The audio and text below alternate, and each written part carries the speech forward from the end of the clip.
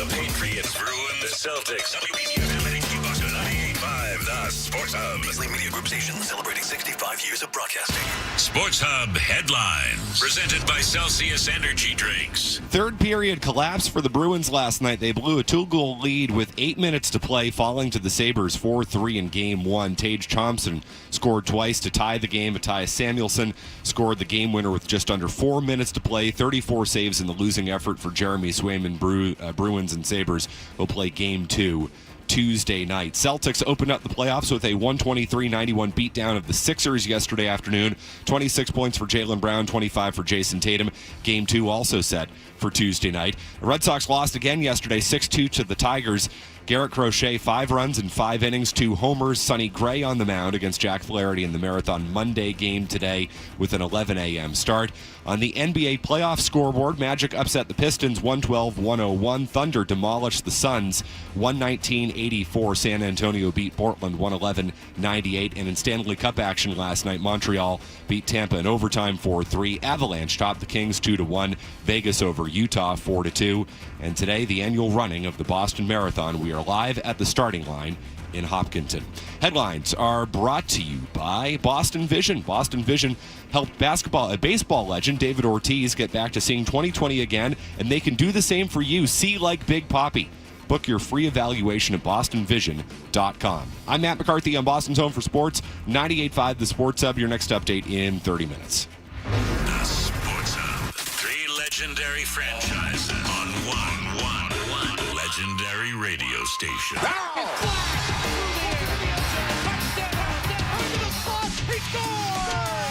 It's the Sports Hub. Ladies and gentlemen, I need all of you to stop what you're doing and listen. Toucher You might hate me, but you're listening. and Hardy Don't bother me. I'm at the Pickle Palace. on 98.5. I know what I'm capable of. He said something about peanut butter, right? Yeah. Boning, baby. Make America nut again. That's gross. That's disgusting. Let's talk about cheese. What are you going to have for lunch? I was at dinner with my wife and a friend. Kitty, kitty, pussy, kitty, kitty, kitty. Flap, flap, flap. Shut up, I'm trying to talk to Paul. Toucher and Hardy Good luck trying to put your finger in it when there's a million holes. on 98.5 The Sports Hub. Let's go.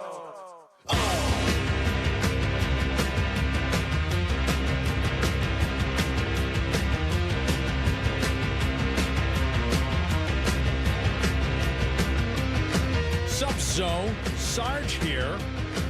Hardy's got a Mountain Dew over there. Is that Diet, Hardy? Suck it, Zo. Kaboom! You know, Sarge is at WrestleMania. My guess is it's a little warmer in Vegas than it is at the starting line today. That's just my sense. I could be wrong about it. It is the Toucher and Hardy show, as you now know. No Toucher, no Hardy, no Wallach. Adam 12's back in the studio. Hello, Ryan gentlemen. Beaton's back in the studio. Is Jamelli there? Morning, Adam. He is. We're all Why don't you have Jamelli run down here? Running is the theme of today's program, isn't it? Right, 12? He just got off of his chair. He just grabbed his bag. I think he's taking your suggestion seriously. Sprint. Hey, that's not, I will tell you. Now, I'm not Mr. Maps, but that's less than 26.2 miles from Waltham here to Hopkinton. So it wouldn't even be a full marathon. He can. Where'd you go to school? Did you go to Yeah, I went to Ithaca, which I believe is Syracuse's safety. Yeah, your safety school. Yes. Yes. No, you know what? I didn't get in to this broadcasting school at Ithaca. I got into the general admissions. Oh, really? They didn't let you into the park school? School at Syracuse, so I went to Syracuse. When you said it was your safety school, you weren't kidding about No, that. and it wasn't even my safety school. It was I think it was my top choice until I didn't get into the broadcasting school. Well, they made a mistake. And I ended up going, I don't know. I'm going out there a little bit in a few days. I might have to. Really? I might have to take that up with some people.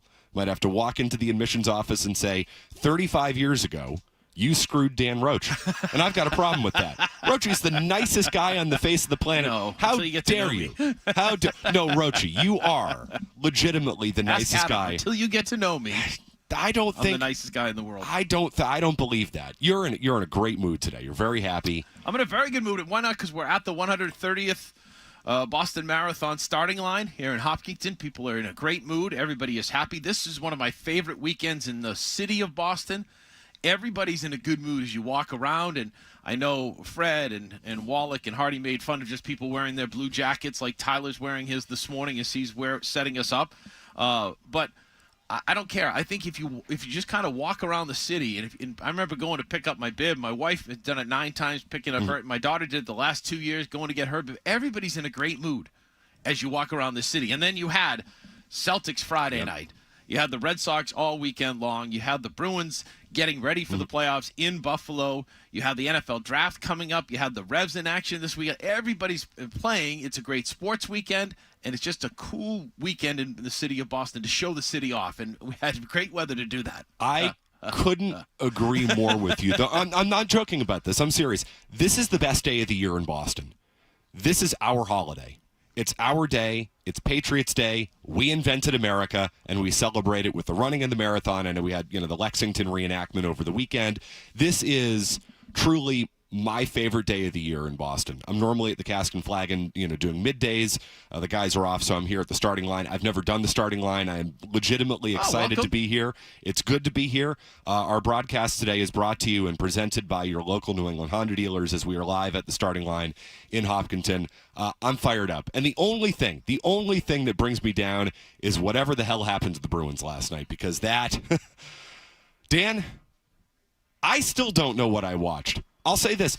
I would like to thank the Bruins for collapsing as quickly and as spectacularly as they did, so I didn't have to stick around for overtime after that, because that would have been the only thing. We had to be here early. I'm prepared. I'm excited. I did not. The second Buffalo scored that second goal, I was like, this game's going 3 overtimes. I'm going to stay up, and I'm going to watch them lose in 3 overtimes. No, they just continued the collapse. They continued the pants crapping last night. So that is the only solace I take away from it. Is the only silver lining from last night is I didn't have to stay up any later than I thought I was going to, because that game was won and then it was lost, and I'm still stunned by what I saw. Well, I think everybody is. And I was going to say it was a great weekend up until that Bruins game last night, and up until that third period with about 8 minutes left to go, and then the barrage of 4 goals, and the Bruins are done.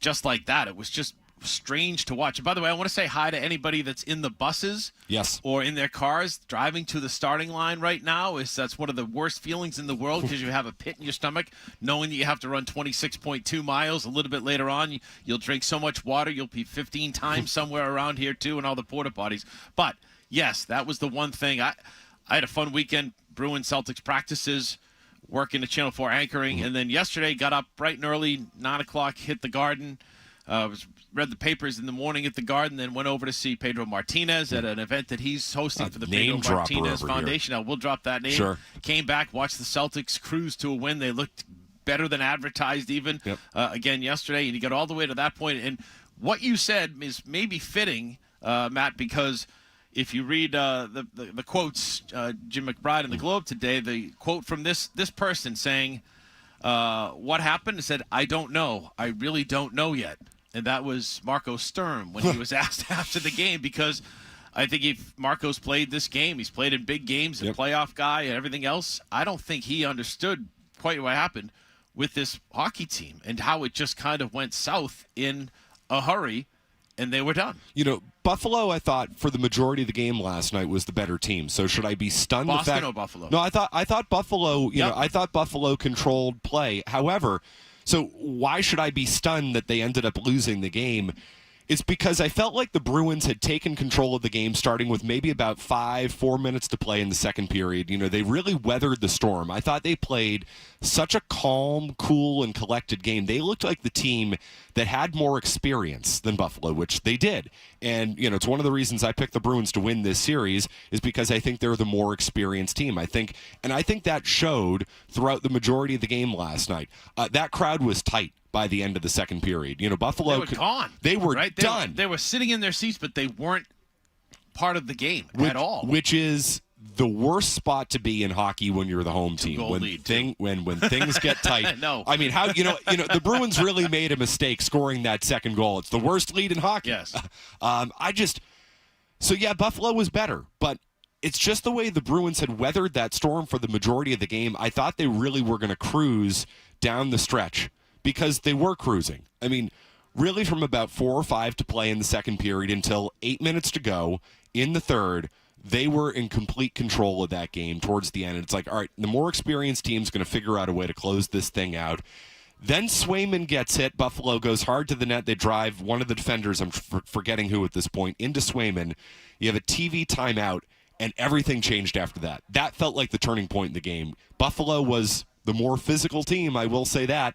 Coming off of Marco Sturm's comments the other day, I thought that was the real turning point in the game. I thought it was a classic Boston Bruins road game up until that point. Like you said, they came out, they got a goal, and they just kept grinding away and grinding away. They had more chances. David Pastrnak had a couple of breakaways. We could have popped one in, but they quieted the crowd down. Then that second goal to come out to start the third period, you're like, here you go. Now you've got a 2-goal lead. Now you just play that third period where you're cycling guys, cycling lines, and getting things done. And then it just all of a sudden changed, and they didn't know how to stop it. And to me, a lot of that is, okay, you've got a first-year head coach. Yep. You've got a lot of players that, even though they have playoff experience, they don't have it together. They haven't gone through it together. So they needed somebody at some point to just calm them down and start playing. The other difference I thought in the game was that people saw it last night is that Tage Thompson is a hockey player. Yes, he is a really good hockey player. And I thought some of the moves that he made down low on Swayman were fantastic. And a kid out of UConn who's won the World Juniors, won in the Olympics this year too. So he is a difference maker. And I thought his goals compared to Pasta not being able to put the puck in the net, that was one of the differences in the game. Yeah, I think the Bruins veteran players let them down. I think their best players let them down. David Pastrnak, 2 breakaways, was not good enough on either one of them. Charlie McAvoy, go back and watch the third goal. Go back and watch the Samuelson goal. Look at McAvoy behind the net there. That can't happen. It's not good enough. I think the Bruins' best players, to your point, Dan, when they needed a veteran guy to settle them down, and they are, for the most part, a veteran group. Their experienced players let them down in the biggest moment, and that was a collapse that maybe I should have seen coming, but I didn't, based on the way that third period was going. Their best players let them down. I don't think you could see it coming either. No. Because we don't know. It happened like that. And that's the thing about this Bruins team. We don't know about them. I mean, Don Sweeney made all these changes, and I go back to Morgan Geekie with about a month or two left to go in the regular season. He said in a scrum, and we were in the locker room, he said, I think this team is built better for the playoffs than the regular season. So they had the confidence of, yes, just get us to the playoffs, and we can win a series or two because we know what we're doing. We're bigger, we're faster, we're physically strong, and they had everything. But I don't think they knew each other yet to go through it. So my concern is, let's face it, if the Bruins win this series, it's a really good start for them for this year. No doubt. If they don't, we're going to go back to this game. And you look at it statistically in both the NBA and the NHL history over 7 games in a series.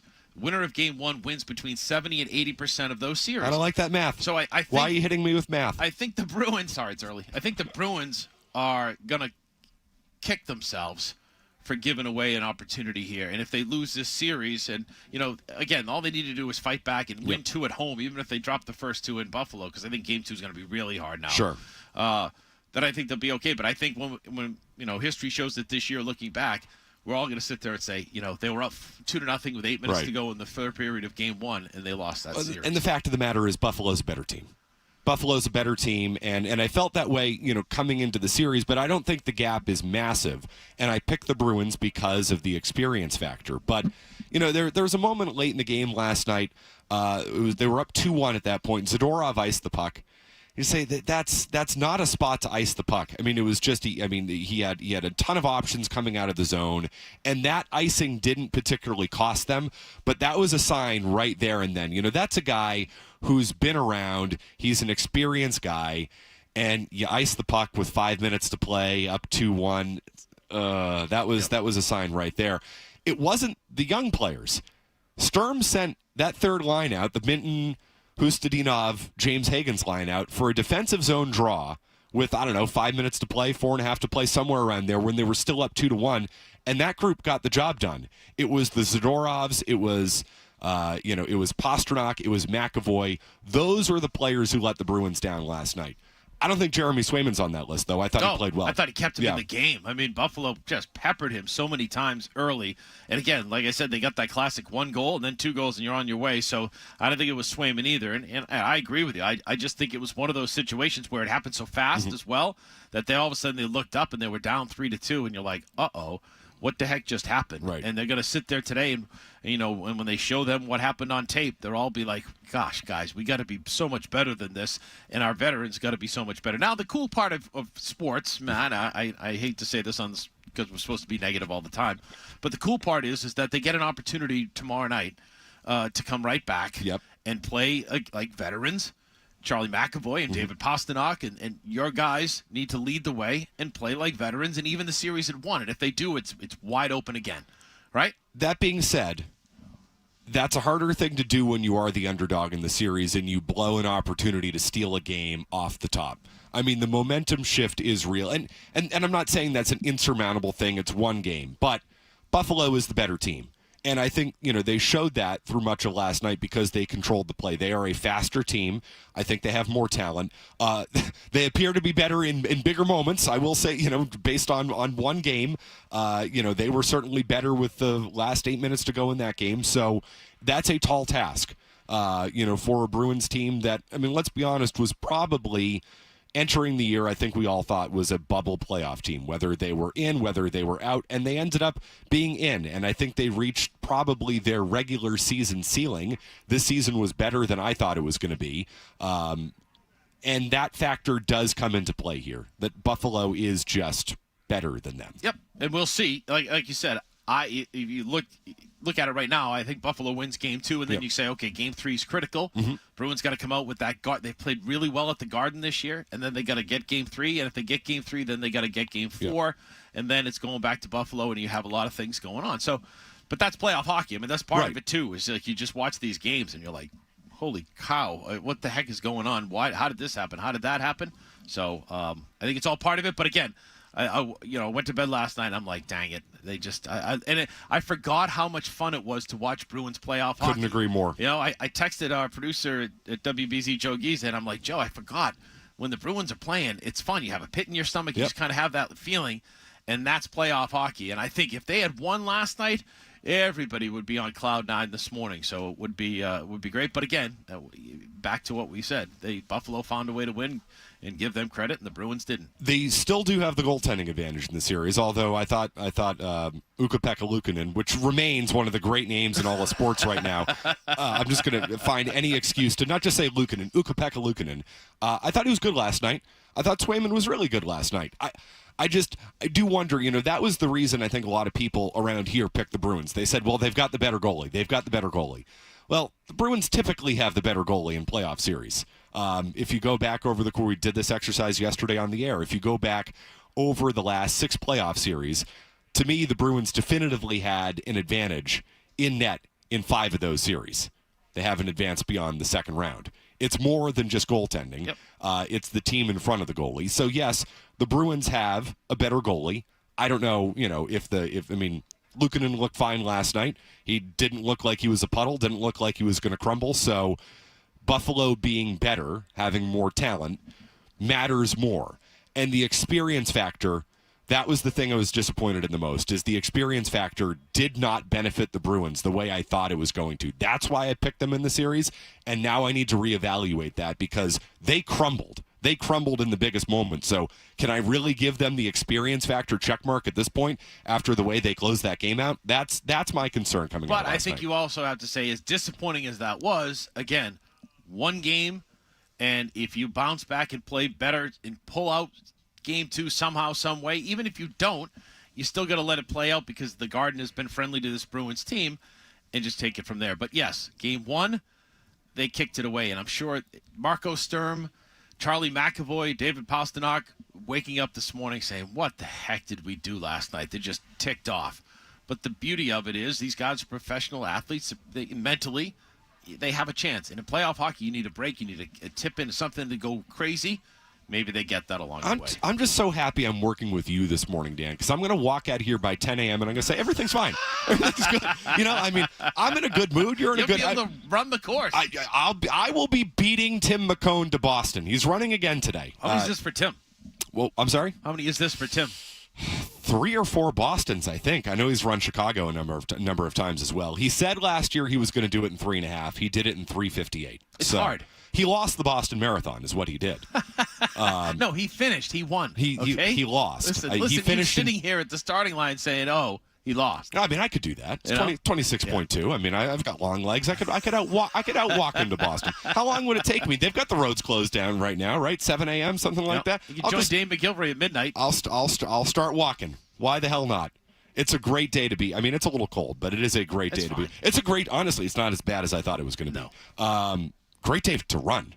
This is a perfect weather day. Well, perfect to the sense of you hope you see some clouds. Yep. The sun is out, but beyond that, it's like when I ran it once and I was one and done. It was cloudy and 50 degrees, and it was perfect weather to run, and that's what you want here. You don't want sun because the sun beating down on you is kind of tough and it makes it harder, but it's awesome. 12. Rochie said that I could do the marathon, no problem. He said I could start training in January and I'd be able to do it by April. It's probably the craziest thing, the craziest thing anyone has ever said to me. I happen to agree with him. I know people who have done just that who are in much worse shape than you. You're a gentleman who is in good shape. You were a college athlete. You absolutely can tap into that power. And as Dan was mentioning earlier, the mental edge that you need. You're a sports talk radio host. You are a mess in your brain. You have to be to do this job. So there's all sorts of wiring you can take and rewire and short out to get yourself into the headspace to run a marathon. 12. Yes. You said I'm a mess in the head. Yes, I mean I am a Brian Bayo style mess in the head. There is no way I can tap into that. No. We'll get into we'll do 5 minutes on the Red Sox later on today because things are not going great. I'm not gonna let them ruin the day. No. You know, we'll talk about the Red Sox and we'll look at the big picture and you'll be okay. I don't know if I buy that. That's okay. You might get me to buy in on the You're Bruins. Saying you're pessimistic? You might get me to buy on the Bruins. Maybe your reputation is pessimistic? I'm in a good mood, Rochie. It's a beautiful day down here. We're live from the starting line in Hopkinton, presented by your local New England Honda dealers. No Toucher, no Hardy, no Wallach. Matt McCarthy, Dan Roach will be here all morning on the Sports Hub.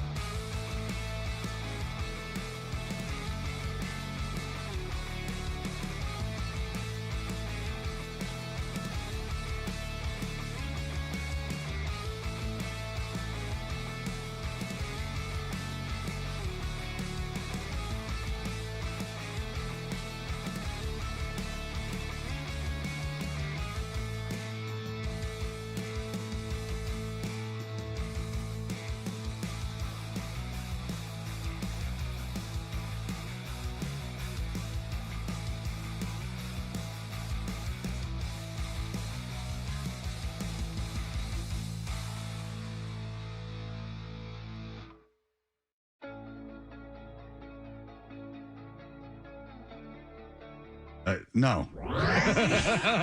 Toucher and Hardy. No. On the Sports Hub. Did you catch a game last night? What happened last night is brought to you by Leonard Hair Transplant Associates, where your hair doesn't have to be a game of what happened. So change your lettuce and change your life with Dr. Matthew Lopresti at 1-800-GET-HAIR. Dan Roach does not need that. He's got that TV hair. He's looking good. He's looking fresh this morning. When I first started, they made me color it. Really? Yeah, it made me go dark. I hated it. No, you got that nice, distinguished silver look. Yeah, that's what they wanted. Wanted me to look younger. And they made me get longer, and I'd go get my hair colored, and I'd come out 2 weeks later, it grows so fast, it looked like a rainbow on my head. The TV. I don't have to worry about these things in TV. I don't have to worry. I mean, I do have to worry about the fact that I'm balding like you wouldn't believe. So, I mean, I got to call Leonard at 1-800-GET-HAIR, but I don't have to worry about that from a professional standpoint. I just wear a hat, or at least today, a beanie, a winter hat down here at the starting line in Hopkinton. What happened last night? That still is the question I'm trying to figure out. It's the question I'm trying to answer after watching what happened in that Bruins game. I'll tell you this, Dan. I mean, everything looked great early on in the third period, didn't it? Around the far side for Elias Lindholm. Back again to Pete. He'll play it back deep. Pasternak at the back of the net. Backhand in front. Point blank. Geeky. Rebound. Score! Elias Lindholm makes it 2-0 Bruins early here in the third. First shift of the third period, Bruins come out, get a goal. They go up 2-0 after, I think, really suffocating Buffalo at the end of that second period. You know, the place is tight. The fans are restless. It looked like the Bruins were cruising. I thought Elias Lindholm was in the center of some stuff last night. Right? Exactly. Right. This guy. This is the guy you've been waiting for when Don Sweeney went out and signed him, the guy that Don Sweeney's been enamored with for a long, long time. You finally got a goal from him on a rebound. It was nice to see. And he's got 7 career playoff goals. You look at maybe he's a playoff performer, and you're like, this is great. Bruins are up 2-0. They look like the better team at this point, playing better, and everything's going great. Until we got to about 8:30 to play in the third period, Jeremy Swayman, right before a TV timeout, got taken out, a hard charge to the net by Buffalo. A Bruins defender goes crashing into Swayman. They go to a TV timeout, scrum in front of the net, and then coming out of that break, everything was completely different. Tage Thompson found the back of the net. Peak gathers it along the end boards, takes a hit from Tuck, takes a cross check from Tuck. Out in front, they score! And it's Tage Thompson again. And the Sabres have tied it with 4:16 to go. So Tage Thompson scores 12:02 into the third. That gets Buffalo on the board. They trail 2-1. Tage Thompson then scores again. I mean, all alone in front of the net. Gets the assist from Alec Tuck. Bruins now, in dire straits. They're tied 2-2 at this point, and then things got worse real fast. Less than a minute later. And McLeod from the neutral zone dumps it around behind Swayman. Hampus Lindholm, soft chip into the near corner, taken away, brought back out in front. Samuelson shoots and scores.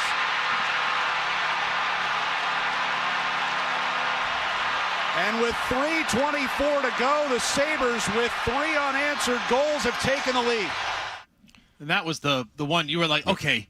They had 2 goals, right, by Tage Thompson, and you're like, okay, they got back in it and everything else. Maybe the Bruins can survive, go to overtime, and that was the backbreaker. And by the way, can I just butt in a little bit here for a second? I think we got a little bit of breaking news. Adam, do you want to hit the breaking news sounder? I'm not sure. We're going to need the breaking news sounder for this, Dan? Well, I think so. Look, if you're asking for the breaking news sounder. I mean, provide This is breaking sports news, powered by Valvoline Instant Oil Change on 98.5 The Sports Hub. Maybe I'm overdoing it a little bit, but hit the button, ask questions later, Rochie. ESPN's Adam Schefter is just reporting 32 seconds ago that A.J. Brown is likely to become a Patriot post-June 1st per ESPN sources. That's just the breaking news that he has of that and other draft tidbits. But something we've all been speculating about, all been talking about, to take it another step further, likely to become a Patriot post-June 1st, which a lot of people were expecting or hoping. I think that's kind of a good way to start your Monday morning after a tough Sunday night last night. No, right? that is very much worthy of the breaking news sounder. I was, thank you, Rochie. Okay. That, you know what? That is good media sense. That's Syracuse training right there. That's 26 years at WBZ. Thank you very much, as Jack Williams used to say. Danny boy. It's also great that we never, ever, ever get breaking news on the morning show, and that it actually happened when the hosts weren't here. How did that feel to hit that button, 12? I think it's the first time I've done it seriously. I've probably done it as a joke 18 times, but... What holiday is this? It is Marathon Monday. Patriots Day. And Boom. Patriots Day. Boom. A.J. Brown, Patriots Day. There you go. It's all coming together, my friend. That's how you Schefter says, Eagles remain open to trading A.J. Brown. The Patriots remain highly interested in acquiring the star receiver, and conversations are expected to resume shortly on or before June 1, likely culminating in a deal, per league sources. As one source said about the Patriots' pursuit of Brown, they will definitely be engaging then. A trade to New England is now considered likely. I mean, that feels as done as you get. Yeah, I know, but it's still not outside of the fact that it's April 20th and it's not June 1st. Yes.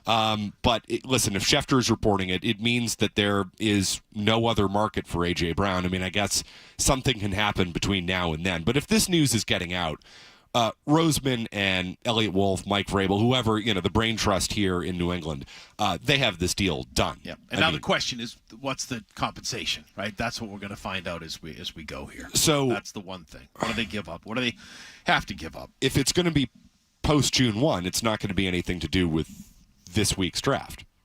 And Philadelphia has a reason to do it after June 1st because of the dead cap hit. You cannot designate a trade as a post-June 1 trade, correct? There's no way you could do that. No, I don't think you can designate like the NBA where they just switch hats, right. Where you say, hey, we're drafting so-and-so, and he's going to be your property. I don't believe that that's allowed. Because you can do that with they would have been doing that for you can years. do that with a cut. Because that helps, the guy go out and get another job. If we're talking about a trade, I don't think that can be done. What I'm getting to here, first and foremost, this is great news for the Patriots. They need a number one receiver. A.J. Brown is a fit here. A big-bodied receiver for Drake May. That is the perfect fit. Mike Vrabel obviously, goes back to Tennessee in his time. Like, you don't need me to explain why A.J. Brown is a good trade for the Patriots. I'm fully on board with this. What I'm really interested in right now, outside of the overall excitement that this deal is getting done, this puts the icing on the cake to what I thought was a pretty good offseason for the Patriots. This now puts that over the top. What I'm now interested in is how that affects the draft on Thursday night. They do not need a receiver in this draft. So to me, it's tackle, it's edge, and you go from there. I disagree from the sense of, here's what I think the Patriots are going to do with this draft. And it's very, okay, you're going to say, wow, that's not very much enlightenment for me here, Rochie. That's what you're going to say to me, so you can say it now. Okay, I'm not enlightened. I just think if you look at this team, one of their biggest goals going back to last year at training camp when they watched what they had was, someone said to me, I said, how do you build a team that you want here in New England to sustain and be good for years? They said through the draft. The only way to build depth, the only way to get what you want in an organization is the draft. So they've been holding on to draft picks. We've watched that. Now I think to the point where they've done what they've done with letting guys go that they thought were helpful in year one. Now they moved on, and now they've brought in some free agents. I think what they're going to say is, we have these positions: offensive line, defensive line, edge. We have wide receiver, tight end, that the first round's going to play out, and whether they jump higher or not. But if they stay where their pick is, they're going to take the best position player that they have out of those four positions and make a selection. If they think someone's available at wide receiver that can help them and is really good and they stand out to Vrabel and company, then I think they may take them. So I don't think they're going to be afraid to take a wide receiver even if they have A.J. Brown there. I just think that it's that the draft to me is going to be, if there's the best available offensive lineman, then they'll take that. But just with those four positions, I don't think that they're going to go off the board to take, unless somebody dramatically falls, that not expected. But that's kind of how I look at it too. So I still think they could add a wide receiver, second, third, fourth, fifth round, but it makes it a lot easier to add that wide receiver and develop him. They've got to get help on the offensive line. I feel very, very strongly about that. Now, again, do you take a position just to take a position, depending on, who's available on the board? It's basically the position the Patriots were in last year. I don't know if Will Campbell's not the 4th overall pick in the draft, but he was the best tackle available, so they took him at 4 because it was such a need. I don't know if they're in that dire a position this year. But I still feel very strongly. I want that first round pick to be spent somewhere in the trenches, defensive side of the ball, offensive side of the ball. I would not be on board. There's a tight end that they love right there. Different. You got 7 rounds. You got all these picks. If they like a couple of linemen that are below there in the 3rd or 4th round or whatever. Now, I'm not saying like edge rusher. You hope to address. I'd hope they address in the 1st round or 2nd round or whatever. Those are priorities. But if there's Premium a guy positions. there. And to me, it comes down to what does Mike Vrabel like, right? Because I think you got to trust him now after what he's done, what you've seen on the football field from him in evaluating talent. He goes into the trenches with these guys, and he has a feel for what they do. I think you trust Cowden, you trust Elliott, and you trust him to add what they think is going to be a Mike Vrabel football player on the field. Their need is in the trenches, though. I think they've big fella. There's ways to cover that, though. You don't have to spend your 1st round pick on him if you have another player that's talented. Yeah, I hear you on that. I do. But the reason they lost that Super Bowl was not because of their skill position players. And their skill position players, obviously, they just got way better if they're adding A.J. Brown, if this is true that this deal is going to go down after June 1st, as Adam Schefter reports a few minutes ago. That's not the reason they lost that game. They were wretched in the trenches. They were bad all postseason long. They have to get more talent there. But I think you just said it perfectly. And I don't disagree with you, Matt, but I think what you have to look at is this is a build. This is an organizational build, depth players and what have you, that they're not going to just say because we lost the Super Bowl on both lines, we're going to draft a defensive edge rusher. We're going to draft an offensive tackle because of that. I think that they're finding ways, and they're going to find ways, but I don't think they look at it as even now this offseason has to be the year that we get that one guy to be another tackle. I think it's going to grow and develop over a course of 1, 2, 3, 4, 5 years. That's what they're looking at. That's what they want this organization to become so that they can roll out every year and win. So I think we're kind of like going back and forth. But I think my broader picture is that they're going to just draft and develop, and that's what they'd like to do. So that's how this impacts the draft. But let's not, lose sight of the main story today, which is the Patriots, according to Adam Schefter, likely getting A.J. Brown. Well, doesn't that excite you now? Of course it does. So if they took the 1st round, if they have a tight end fall to them, if this kid that everybody loves, probably is not going to fall that deep, but if they trade up for him, then you add him to the mix and look at the weapons that Drake May now has. Yeah, I place more of a premium on the trenches, but that's how many times are you going to tell me? Because I need to say it again. They need bigger, fatter guys to block the big fat guys. But A.J. Brown, how could you not be on board with this, Rochie? We don't know what the compensation is, but even let's just say, sake of discussion, and I don't think it'll be this because I think a deal would have been done beforehand if it were a 1st round pick. Let's say it's a 1st round pick next year. I'm okay with that. I'm on board with that. You went to the Super Bowl this year. You're building something. You've got a really good young quarterback. You've got to help him out. Give him a big-bodied receiver who I think really fits Drake May's strengths, which is, throwing the ball down the field. A.J. Brown can give you, more of that element. This is a perfect fit for their offense. Well, and I think the other part of factor is now you're saying, A.J. Brown, he could be trouble. And again, these wide receivers, they could be trouble. I think we had an example of it right in our face with Stephon Diggs. Right? And I think towards the end of the year, I had a gut feeling or something that said to me, I don't know if you want to bring Diggs back just because everything went as well as it possibly could for him and the team this year. He was a leader. He was great in that locker room. But you kind of have some signs that, maybe year 2 isn't going to be as easy. So, again, I know we look at it, but I trust Mike Vrabel in knowing A.J. Brown. They've had a relationship going back to when he was with him in Tennessee. He knows what he can do. And I trust Mike Vrabel, at least for 1 year, to be able to motivate Brown, to be able to have him, lead this offense. And then after that, they're probably going to have to sign him to a deal. but I think they'll have ways to get out of that deal if they have to, too. So I think that's again, I trust Mike Vrabel with what he's done with these players on the field, putting them in a position to win, and I don't think he would bring A.J. Brown in here if he had fear that he was going to be a problem. No, the relationship between Brown and Vrabel is key. The biggest question with Brown is he the same player he once was? And, you do... Listen, he shot his way out of Philly, which is not a great sign because that's a team that is contending for Super Bowls every year. But I'm okay with that because of the Vrabel connection.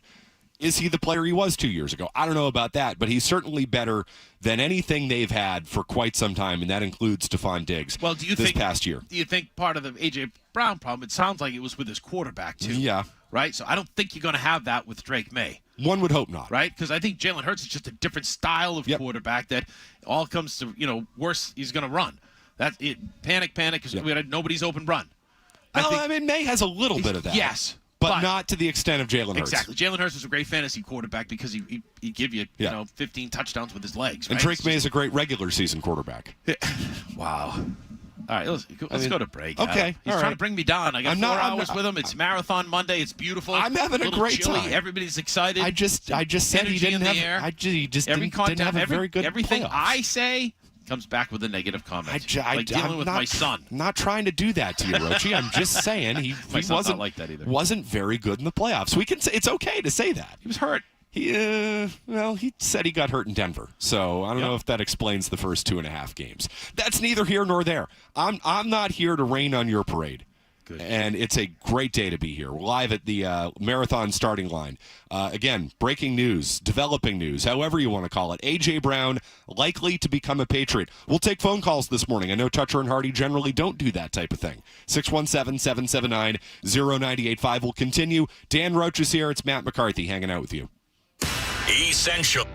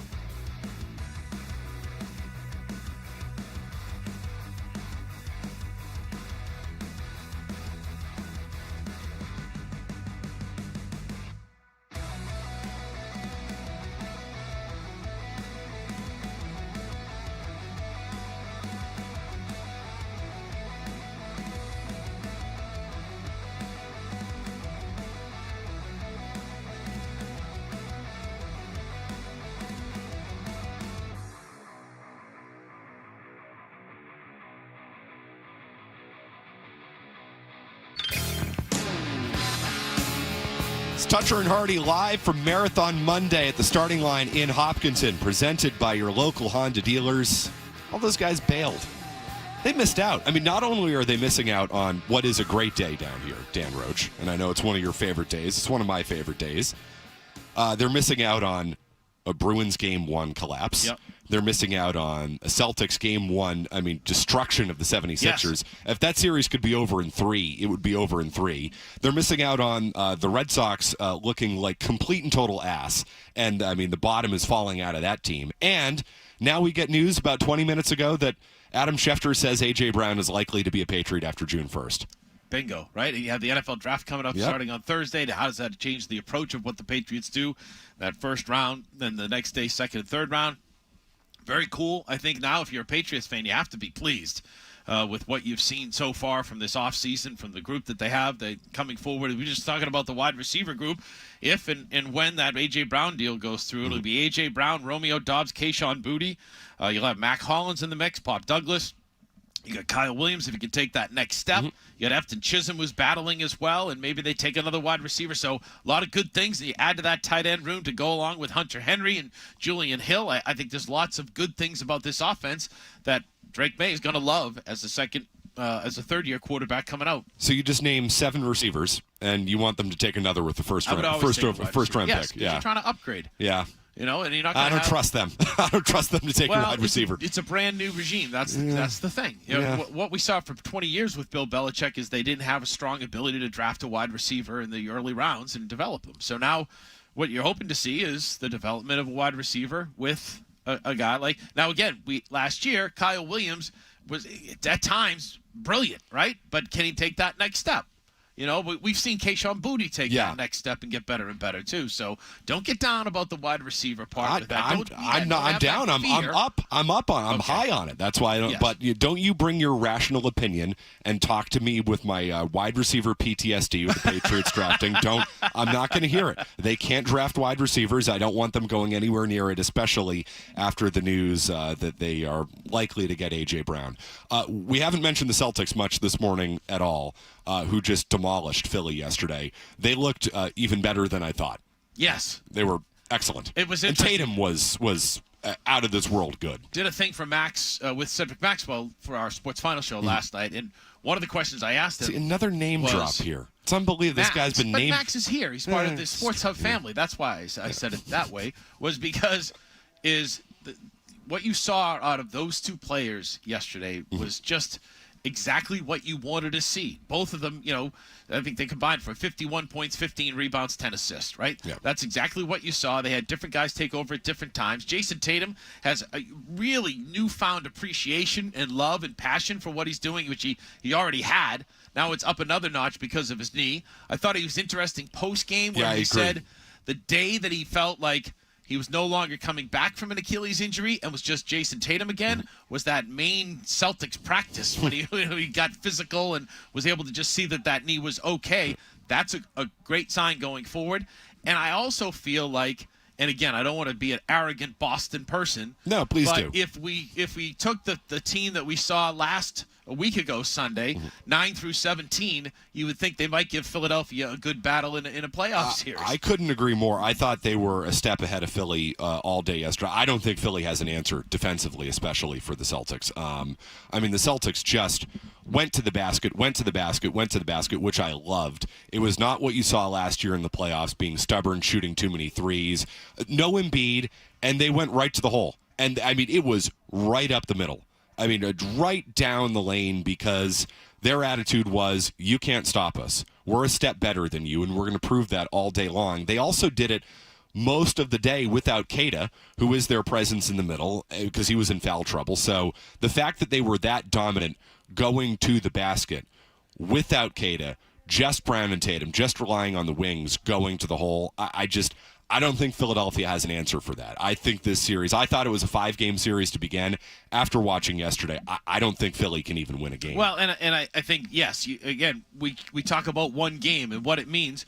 We talked about it with the Bruins. In the NBA and the NHL, 70 to 80% of the time, the team that wins game 1 wins the series. Yep. So I think you look at this matchup and what you see is a team that just is better the Boston Celtics are just better than the Philadelphia 76ers. And one of the things I love, too, is there was a play where it was maybe the third quarter, fourth quarter, where Tatum had a three, wide open three, kind of contested three, faked it, took 2 steps in, and hit a shot. Love and you're that. like, that's under control, Jason Tatum. And I asked him a question on Thursday or Friday when he talked. Name dropping again? No. Your buddy Jason Tatum. No, not at all. And he kind of looked at me, but I asked him a question. I said, wait a minute. Tatum gave you a look. You're nice, Dan Roach. I said, Come how on. do you play? How do you handle yourself now with all you've been through, the knee, but you're knowing the playoffs and knowing you're a ball distributor at times. You can shoot when you need to. How much better are you overall as a player now because of all that? And he's like, I don't really like talking about myself as I think I'm a great player, But he took it that way. But I was just more of, you have a total veteran who's been through now everything, and he just knows what to do. And you watch him on the floor, he just knows what to do. And they're doing it without Holiday, Porzingis, and Horford. You're saying there's no chance they could do it. And all those guys, because of the Mazzulla coaching and the development, we talk about development of teams and the Patriots and what we want to see out of wide receivers. You talk about the draft and development ability of this Celtics coaching staff with Mazzulla and company. It's why he's one of the 3 finalists for the Coach of the Year, coaching staff of the year, if you ask Joe. But that's the thing that, you look at all these guys and you're like, how are they doing it? With Shireman, who steps up. Walsh. With Luka Garza, who steps up. With Jordan Walsh, who knows what his job to do is, and that's to get on Tyrese Maxey and stop him. I mean, so you have every answer right now with this roster, and it's really cool to watch. How far they'll go, we don't know. But just in this series today, it's certainly fun to watch. I thought Shireman really flashed yesterday. Defensively, a couple moments offensively. I thought he was impressive in his first, real opportunity at it. I agree. I mean, drafting and developing is one of the premier stories with the Celtics. They are better than most operations in the NBA right now, and they have been for quite some time. 617-779-0985. We will take calls this morning. We're live from Hopkinton as we get ready for, you said the 130th running of the Boston Marathon? One of the great sporting events out there. It's a great day down here in Hopkinton. If you're down here running, we'll be waving to you. We'll be saying hi. We're going to open up this thing. We're going to see the course. It's going to be good as it warms up down here in Hopkinton. Say one thing. If you're out in the crowd or if you're driving, if you're a runner, I would find somebody, and surely they have it in the village as you wait, grab a black marker or permanent marker and write your name everywhere. Write your name on your shirt, write your name on your arm, write your name on your leg. So people can cheer you on. Because when you get to mile 20, when you get to Heartbreak Hill, just to have people saying your name makes you feel like so much better. Come on, let's go, Matt. You can do this, Matt. You got this, Matt. It's one of those cool things. So definitely do that because that's what makes Boston special. The fans don't stop cheering for 5 hours. Well, I tried that last year at mile 25. I went out there on the Beacon Street overpass with Tim McCone, and I said, you got this, Tim. Let's go. You can do that. He didn't hear me, ran right by me. I mean, was struggling. He's going to do better this year. I know. It's a perfect day to run. Good day to run. Much cooler than last year. 617-779-0985. It's Toucher and Hardy live from the starting line.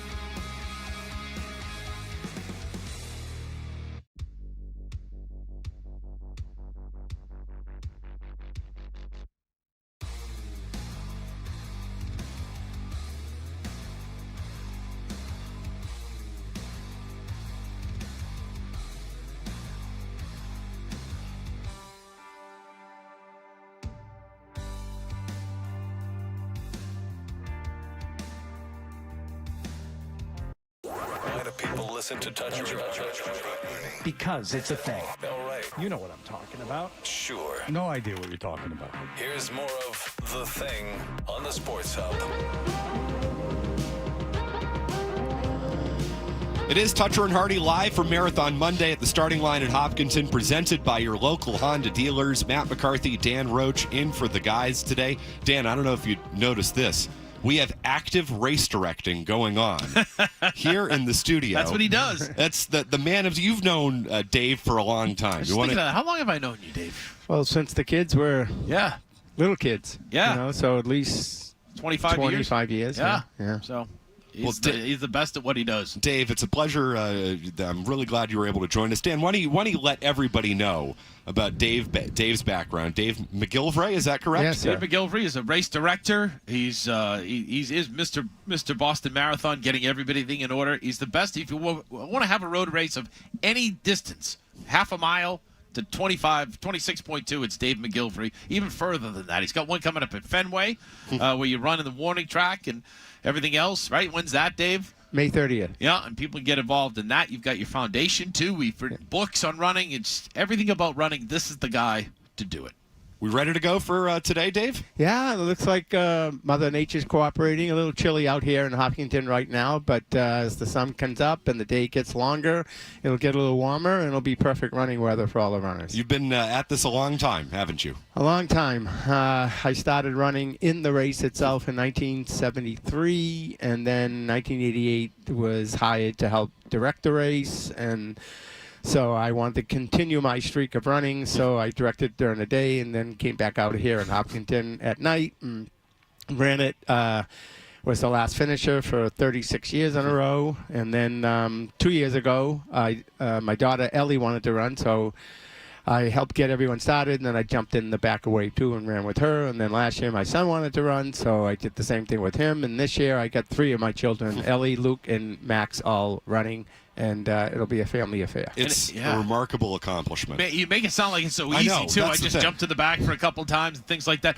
I'm curious to see, what was it like what time did you start as the last person? And what was it like to run the course at that time of day with like cleaning up? Was it dark? What was it like for you? Yeah, I mean, maybe started off a little light, and then as I got to about Wellesley, it got dark. And, some years I finished at 10 o'clock at night, 11 o'clock at night.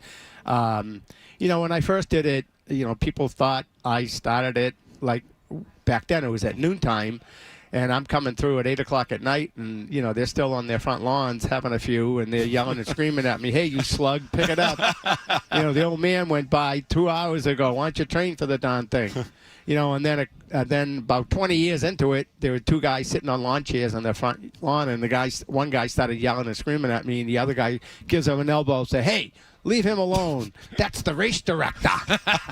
So finally, they realized that, I'm starting about 7 hours after everyone. You know what I find so fascinating about Marathon Monday? It's the most uniquely Boston holiday of every day of the year. It's the best. But you have 30,000 people who have trained and are at the pinnacle of human performance, surrounded by the biggest drinking day of the year in Boston, from Hopkinton all the way into the city. It's just a whole bunch of people lining the roads, and they're having a good time. I find the dichotomy of that so fascinating. Well, what's amazing, though, is that we are running through 8 cities and towns. Yep. People live on the course. Mm-hmm.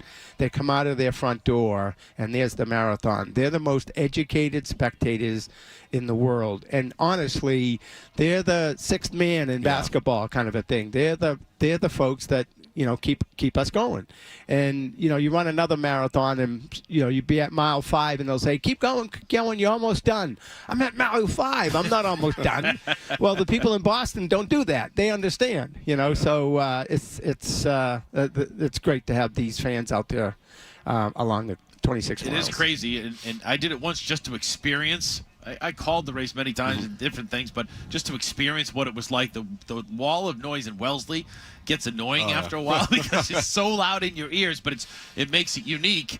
And the cool thing is all these people that are in the back and everything else, they're running the same course. Like, you can't play on the same basketball court the same day, the same time as the Celtics, the Bruins, the Patriots. They get to do that in this Boston Marathon. Yeah, the same course, the same race, the same time. You got the best in the world on the front end, you know.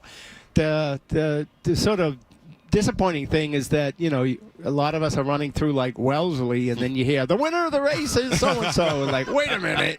That was my worst. I heard Gil Santos, because back then, WBZ Radio AM was doing the call, and you'd hear booming voice at mile 10. Yeah. And the winner is so-and-so. You'd be like, oh, God. Yeah, that's Jesus, pretty demoralizing.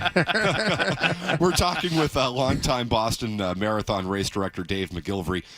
You have run this race 54 times?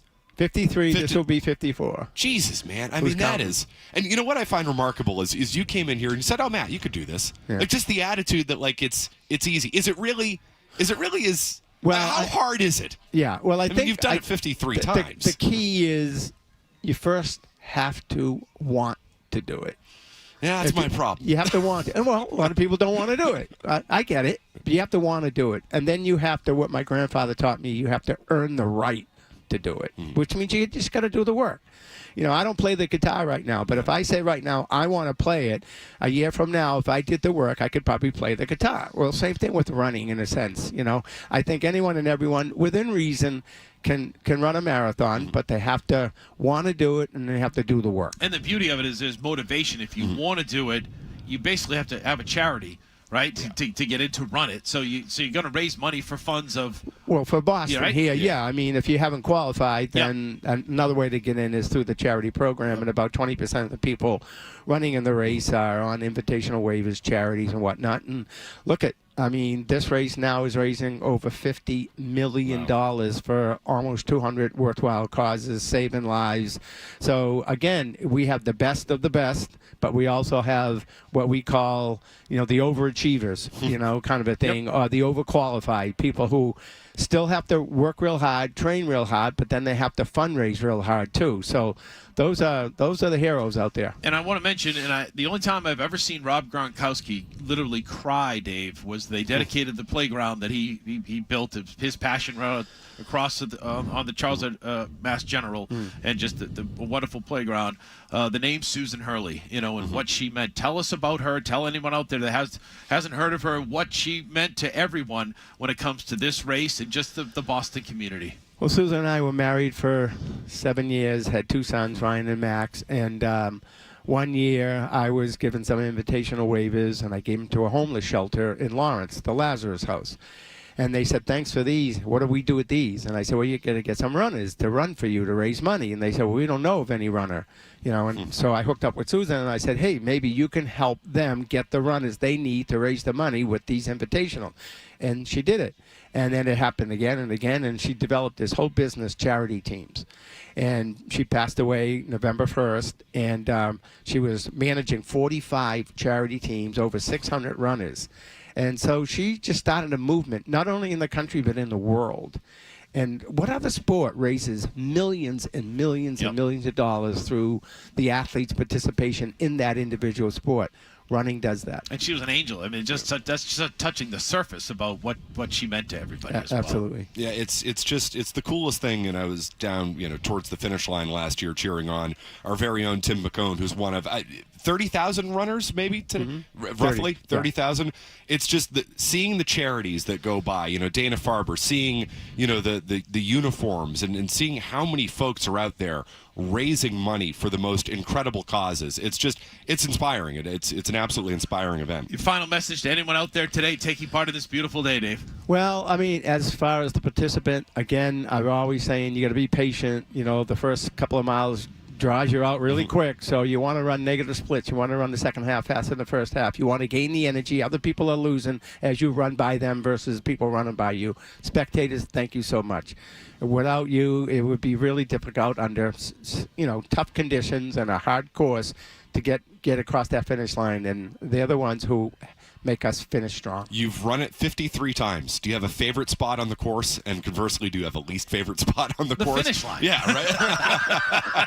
I rest my case. That was it, the finish line. Dave McGillivray, the longtime race director for the Boston Marathon, joining us here live at the starting line. Dave, Have a great day today. Have a good run. We'll be cheering you on. Thank you so much, guys. Thank you, Dave. All right. Sounds good. 617-779-0985. We will continue here on Toucher and Hardy. Tell you what, Hardy, you want to take Rochie. That's a compliment. Thank you. You know what? You're welcome. Want to take a couple calls? Yeah, that'd be great. These guys generally don't take calls. We'll take calls. How about John joining us here? I don't know where John's from, but John's on line 1. Hi, John. He was on line 1, and he was no on line. line Okay, 1. tell you what. No, you know what? That's okay. That's okay, 12. Why don't we take a break? We'll come back. We're going to have a lot of guests joining us here live from the starting line in Hopkinton. Got a lot to talk about. More on the A.J. Brown situation. The latest reporting from Adam Schefter. Bit of a walk back maybe going on. I just think he's trying to couch it as best. I think it's got to be likely. For him to say likely, he's not just going to put it out there like you said earlier to have it out there. So it sounds like the whole thing is going to come forth and come to fruition after June 1st, which a lot of people expected and were hoping for if they were a Patriots fan. We will break it all down next. It's Matt McCarthy and Dan Roach in for Toucher and Hardy live from the starting line.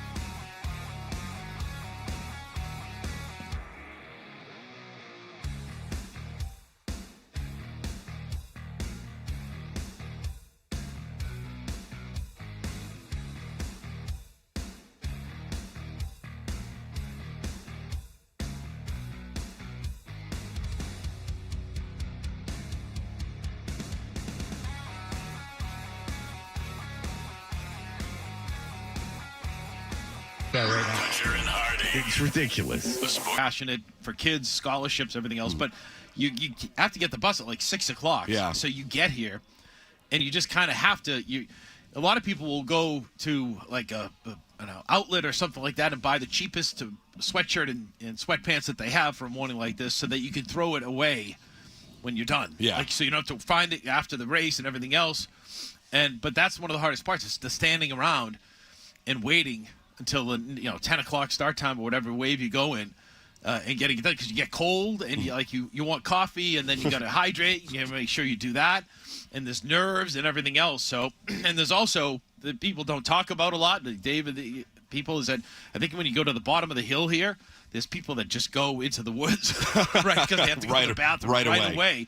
And it's eye-opening, too. It's a sense it's men and women. So it's just like one of those deals where, like, you just you're in the group and you just do what you got to do, or you just keep on going. So. All right. What is your best piece of advice, Dan Roach, professional marathon coverer and a man who has run the race before? What is your best piece of advice to avoid a bathroom emergency on the course? I would think just again, make sure the night before and the morning of, you're just cleaning your system. What is this, a colonoscopy, dude? Kind of. You're really selling like this whole Matt, you can run the marathon thing. No, but it's just part of a system. And the other thing, the most important thing I would do, and I said that when I did it once, and again, it was years and years ago, is I got so dehydrated 3 weeks before my long run that my wife had to go into a variety store and beg for a cup of water for them, and it took me like an hour and a half, 2 hours to just feel normal, like a little bit normal.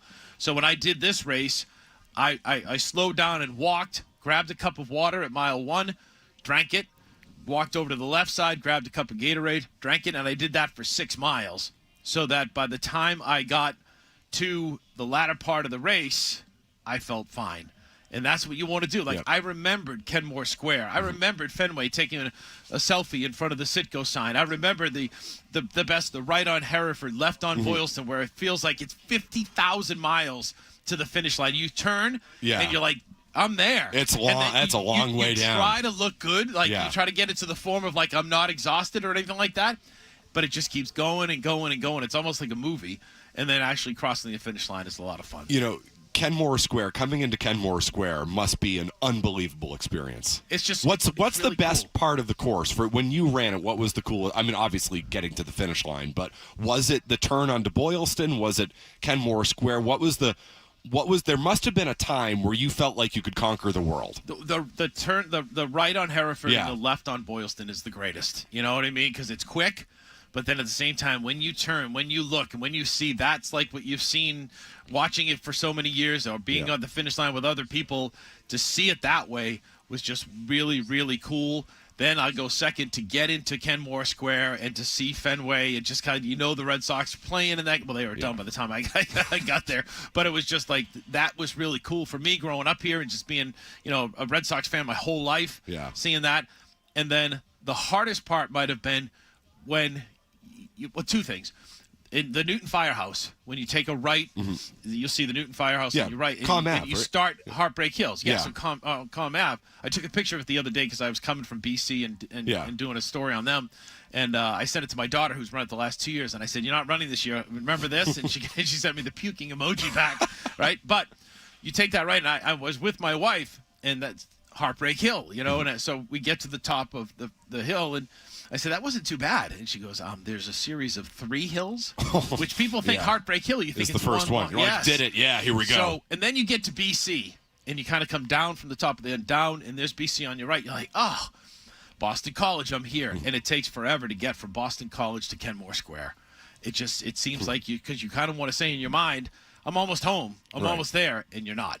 But then the feeling of crossing the finish line is the best. I have to ask. Did you have any emergencies in the course? Nope. Any bathroom incidents? No emergencies. You did not crap yourself like the Boston Bruins last night. Nope. It was because it happens quick. Yes. If the Bruins can, I just want to say I'm not a runner. Dan's a runner, but as the Bruins proved last night, it can happen fast. Yes. It can come on, and you have no idea. You're like, what the hell just hit me? Yep. That was how I felt last night watching the Bees. The same way I felt last night watching the Bruins too. So I'll finish just saying I crossed the with my wife, raised our arms, and we went back to where BZ Radio was in the Lennox Hotel, and I we both left bags with those people, and went into there and had a bowl of chili, and it was the greatest meal of my life. I could feel it all the way from my head to my toes. It was beautiful. And then I had to take a shower and change into an outfit. And when the water hit my, your nipples, Dan. Yes, we can say nipples on the radio.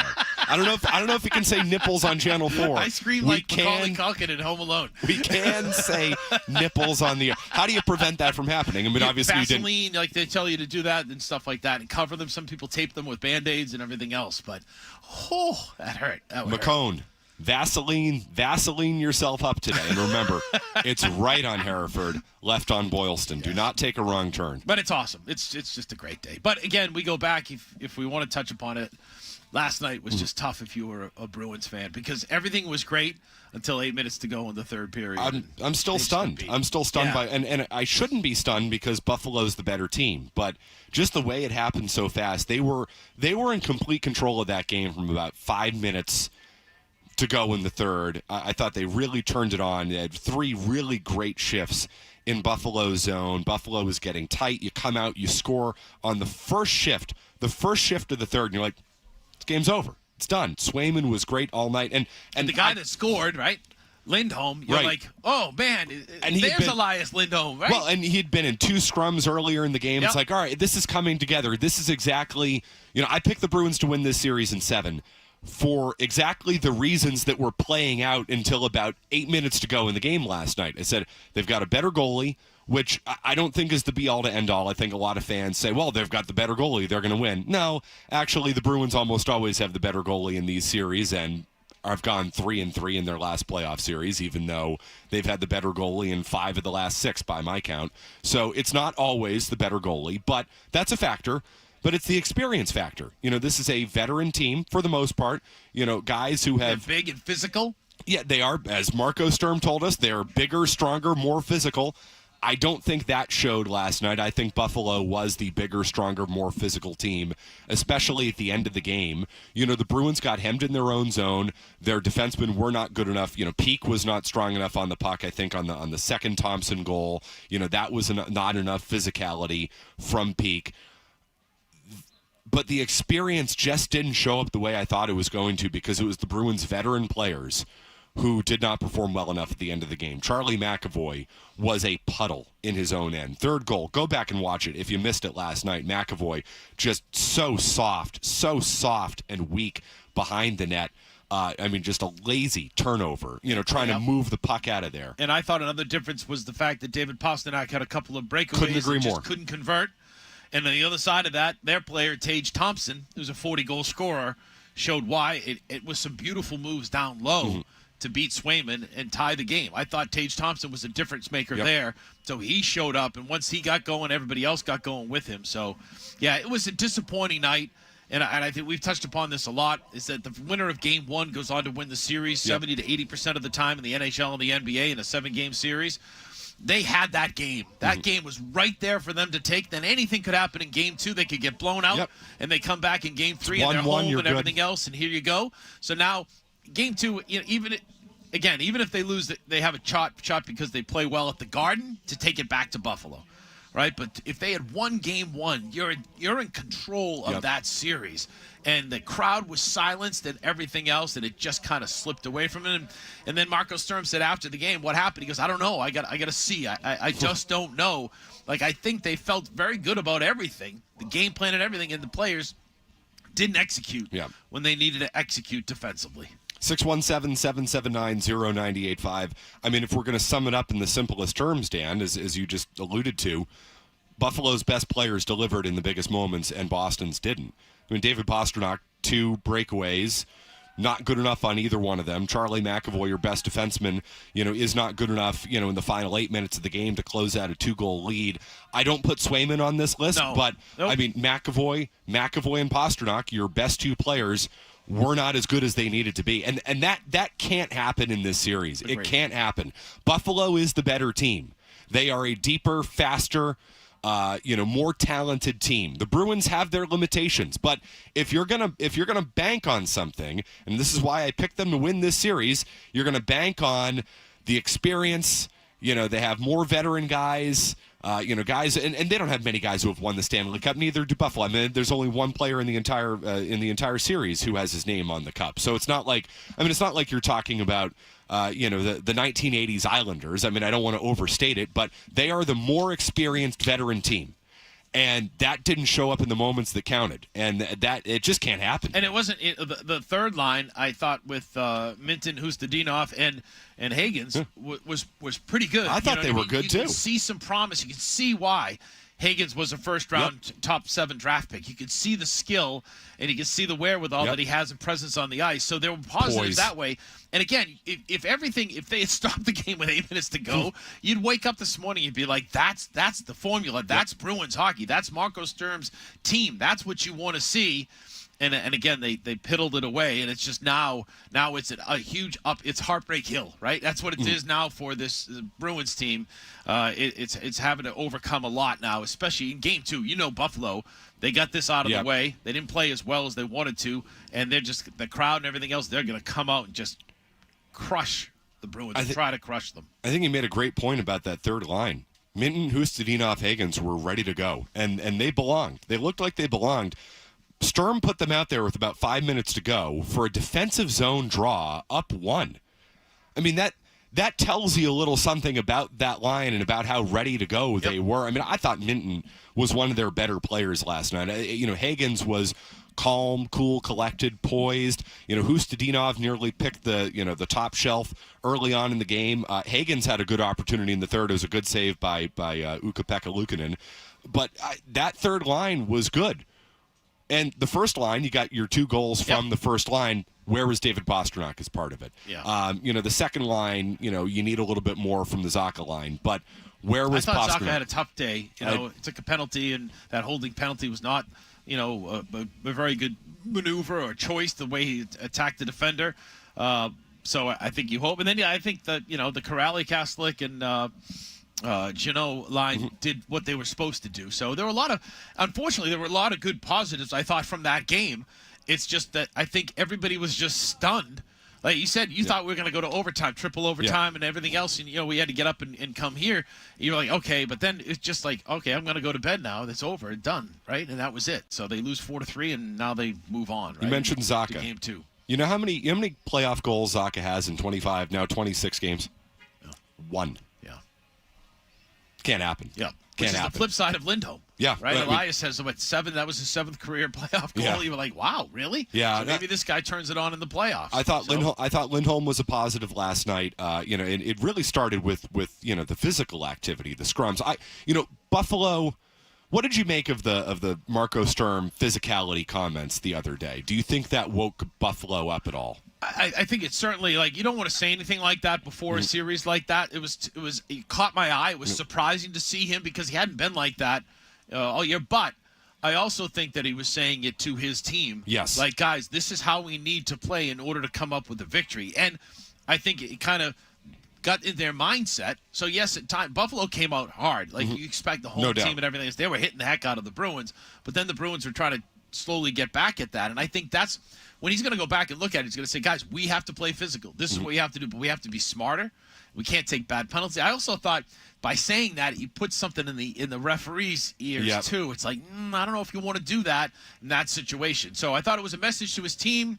But I was a little bit surprised that Marco said, but like the guys say, he's a straight shooter. He's going to tell you what he's feeling. He's going to tell you what it is. I was surprised he said it, though, in the media. So I had no problem with it, and here's why. First and foremost, I think it's a message to his team. I think Sturm thinks his team responds to stuff like that. You go back to the behind-the-B footage after the Anaheim game early on in the year, basically saying, is this the way it's going to be this year, guys? We can't do it. Did you not have a problem with the way it was last year? And the team responded to that. I also think, so he's challenging his own team. I also think he's trying to bait Buffalo to play a game that maybe they're not as well suited to play as the Bruins. I mean, I would have said coming into this series, if you're playing a slower, more physical, kind of big, heavy brand of hockey, that better suits the Bruins, who are not as fast, not as talented, don't have as much offensive firepower as Buffalo. That is better suited to their style. So I almost think that he was trying to bait Buffalo into playing that style. And it almost worked. Which it almost did. So the first goal, Zadorov takes a hit behind his own net. The Bruins move the puck 200 feet up the ice and score. I almost wonder if that, and I'd have to go back and watch it, but I thought in real time, I said, I wonder if they baited Buffalo into being a little bit more aggressive, hitting Zadorov up against the boards behind his own net, but Zadorov moved the puck, got it out of there, and the Bruins were off and running, and there you go, and that's a way they created a 200-foot goal. So did they lure Buffalo into a little bit of that style of play? You know, the Bruins were, being physical is not just getting hit, or it's not just giving hits, it's also getting hit. You know, Hustadinov had a play early on in the game where he got smoked, but he moved the puck out. So it's like, okay, if you're getting Buffalo to play that style of game, that might be okay for you. The problem is Buffalo was still able to play that game late in the third. You got hemmed in your own zone, and they were just, I mean, defensively. They have skill. They you know, that, they do. And that's what you saw out of them, especially, like I said, Tage Thompson, they have skill. And, you know, you have guys, Beersy said this the other day on the hockey show, you have guys that you can hate. Doan is a guy that's easy to hate already. You're seeing this, so you're going to build that up. And I think if you're a Bruins fan and you were waking up this morning, you would be like, there was a lot to like about that game. I thought the Bruins showed their personality. I thought they would, like you said, that they were playing how they wanted to, except they just got caught and learned a tough lesson in those final 8 minutes, and unfortunately lost the game. And I think that's the big picture is there were so many positives, but they lost the game. Like, that was a game that was right there for you to take. Up 1-0. Here you go. You're on your way. And I think they're going to be kicking themselves. Now, it doesn't mean they can't win the series, but they would be in such better shape this morning, heading to Game 2 and then coming home for 3 and 4 if they had won that game. 617-779-0985. Obviously a lot on the Bruins coming off of a 2-goal blown lead in the third period last night, but we did get reporting this morning on A.J. Brown from Adam Schefter. Let's go to Joey on line 1. Hey, Joey, how you doing? Hey, good morning, Matt. Good morning, Dan. So, this A.J. Brown news is good news to wake up to, and I bet for variable too. But you know what? You know who may have broken this news first in a sneaky, quiet way? So the midday show, at the end of the midday show on Friday, Scott Zolak responded to a negative call about A.J. Brown, and he had a very adamant and confident reply, wait till he gets here. And I took that as Zoe knew there was some type of secret Water Buffalo's handshake behind the scenes. So, but anyways, I hope it's true. He's the type of guy that can get us back to the AFC Championship, maybe more. So, good stuff this morning, boys. All right, Thanks, Joey. Ken. Always good to hear from Joey in Kingston. Have a great day. I don't know if Joey's a marathon runner, but Joey's a private investigator. I do know that. He can. No, I'm serious. He is a PI. He can do. Really? He can do anything he sets his mind to. Latest from Adam Schefter: Patriots remain at the clear forefront of trade talks for A.J. Brown. Another team could always emerge, but there's a lot of time between now and June 1st. As of today, though, multiple sources believe Brown and the Patriots are likely to become a tandem. We will continue to talk about that. More on the Bruins from last night. We're here at the starting line. We're presented by your local Honda dealers, your New England Honda dealers. It's the Toucher and Hardy Show, live on Marathon Monday in Hopkinton. Dan Roach is here. It's Matt McCarthy. We'll get more into the Celtics, maybe mention the Red Sox a little bit as well, and we'll be having a lot of guests all this morning here at the Marathon as things really pick up here in Hopkinton. Awesome. Quick update will continue. Toucher and Hardy live from Hopkinton.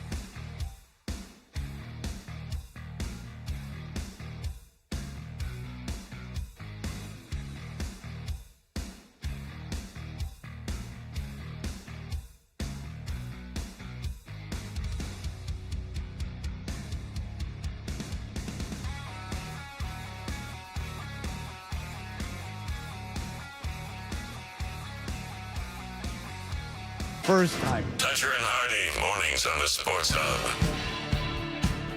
Starting line, Marathon Monday, presented by your local New England Honda dealers. No Toucher, no Hardy, no Wallach. Matt McCarthy, Dan Roach, hanging out in Hopkinton, and we are now joined by the president and CEO of the BAA, the Boston Athletic Association, Dave Fleming. Sorry?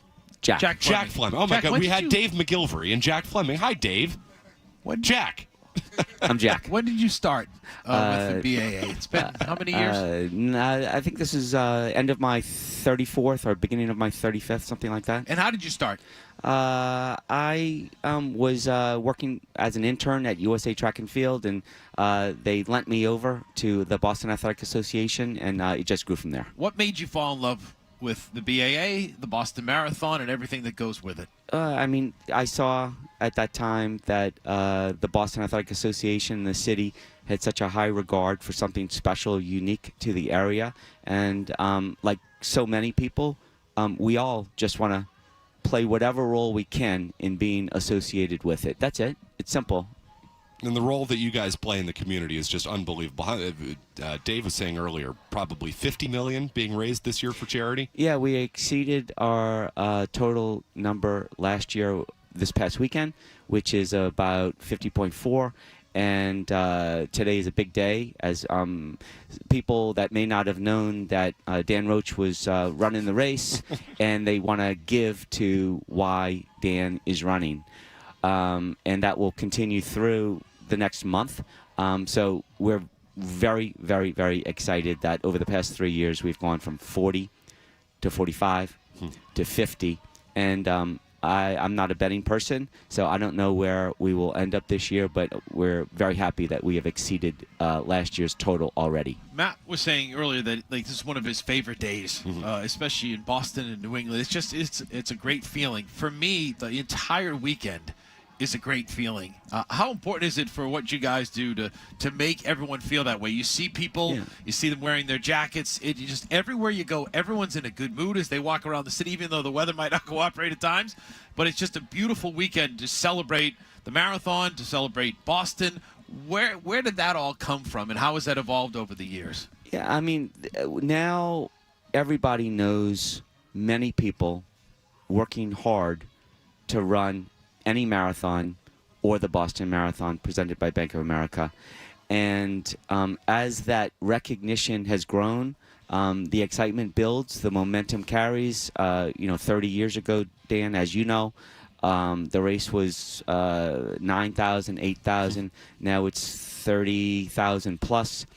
And there's this idea that has switched from, I could never do that, I can't run a mile, to, geez, I'd really like to try that. How can I get started? And many will pick it up with their local Thanksgiving Day race, or maybe run the Boston 10K in the summertime, a half marathon.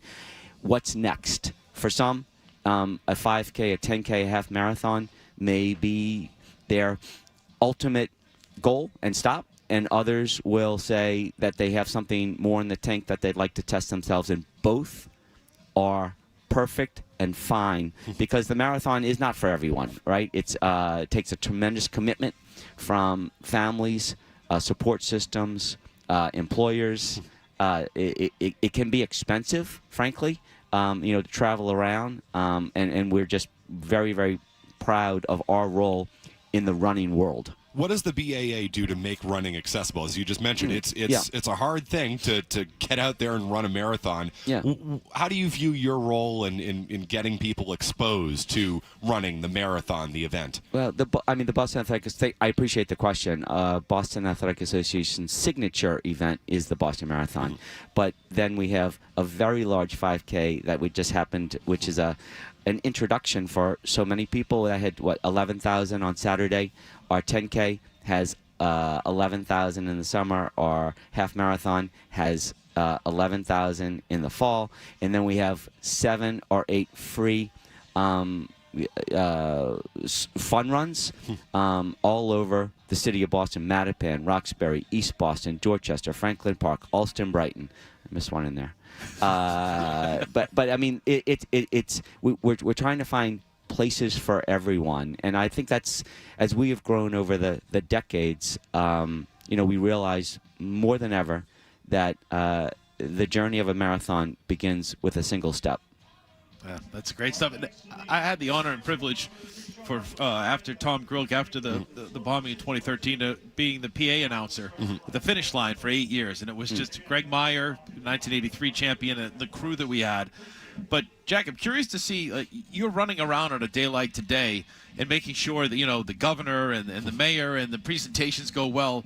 When do you start to settle into, because for me, the emotion of people crossing that finish line is so much fun. So if Matt McCarthy was running the race, Matt McCarthy of Boston, you just finished the 130th edition of the Boston Marathon. Congratulations. Just saying that on the PA, 100 yards before they come to us, we have a computer screen telling us your name and number, but you see people struggling that can barely make it over the line, and the crowd gets them into it, and they get going. But it's not just there. It's all throughout the course. Yeah. How much do you appreciate the emotion of it, and do you have a favorite part of it as the race goes on?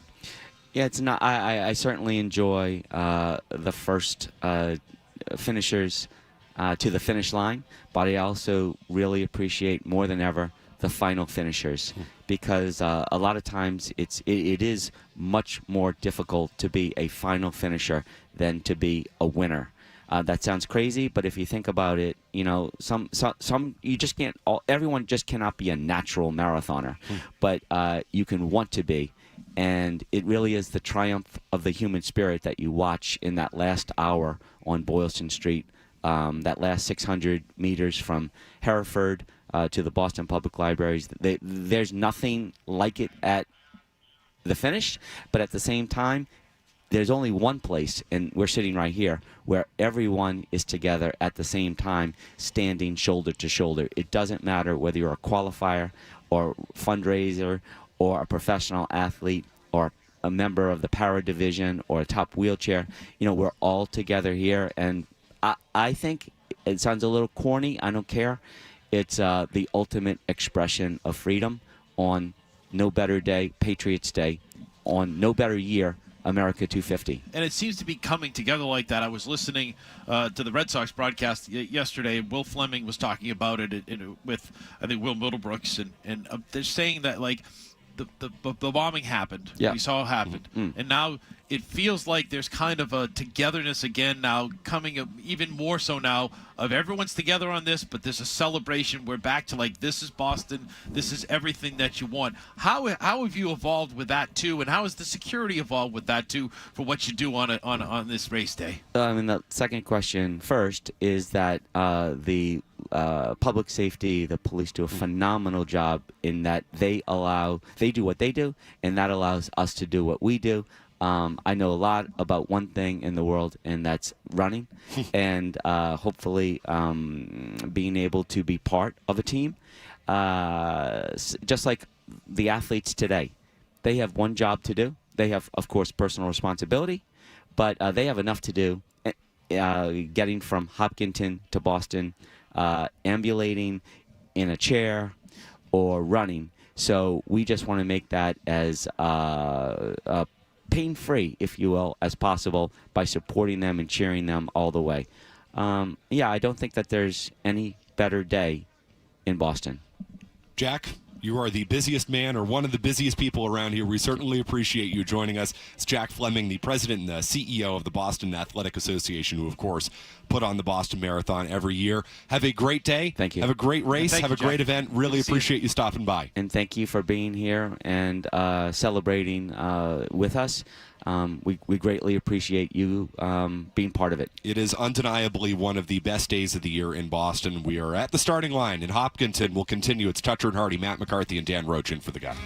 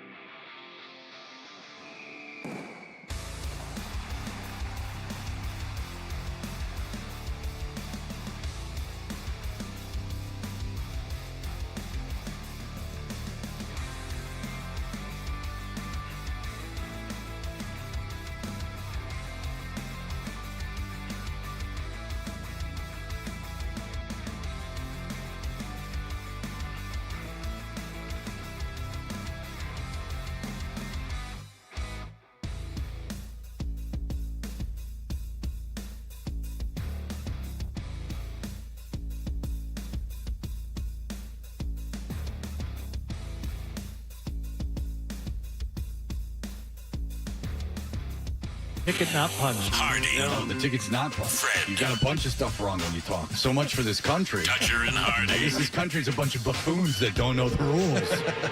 You idiot. The Sports Hub. Monday, we are presented by your local New England Honda dealers. The guys are off. It's Matt McCarthy and Dan Roach in for Dutcher and Hardy. Dan, we are now joined by Boston Marathon royalty. I mean, just as... Did you hear that little bump music again? Run, run, run, run, run in, run in. Gotta run in. Yes. Gotta run. Just keep on running. That is exactly what Team Hoyt has done forever, right? And we're joined by Russ Hoyt, who now heads up Team Hoyt. Of course, Dick Hoyt, Rick Hoyt. Every Bostonian knows the Hoyts. I don't need to introduce the Hoyts to you, Russ. It's so great to have you. Thanks. It's so great to be here. Really appreciate it, guys. How many did your dad and Rick do? 32. Oh, man. It's just unbelievable. And his dad was the easiest person to talk to. Like, no matter, like, you know, I was just a Cub radio reporter, you know, coming up to him.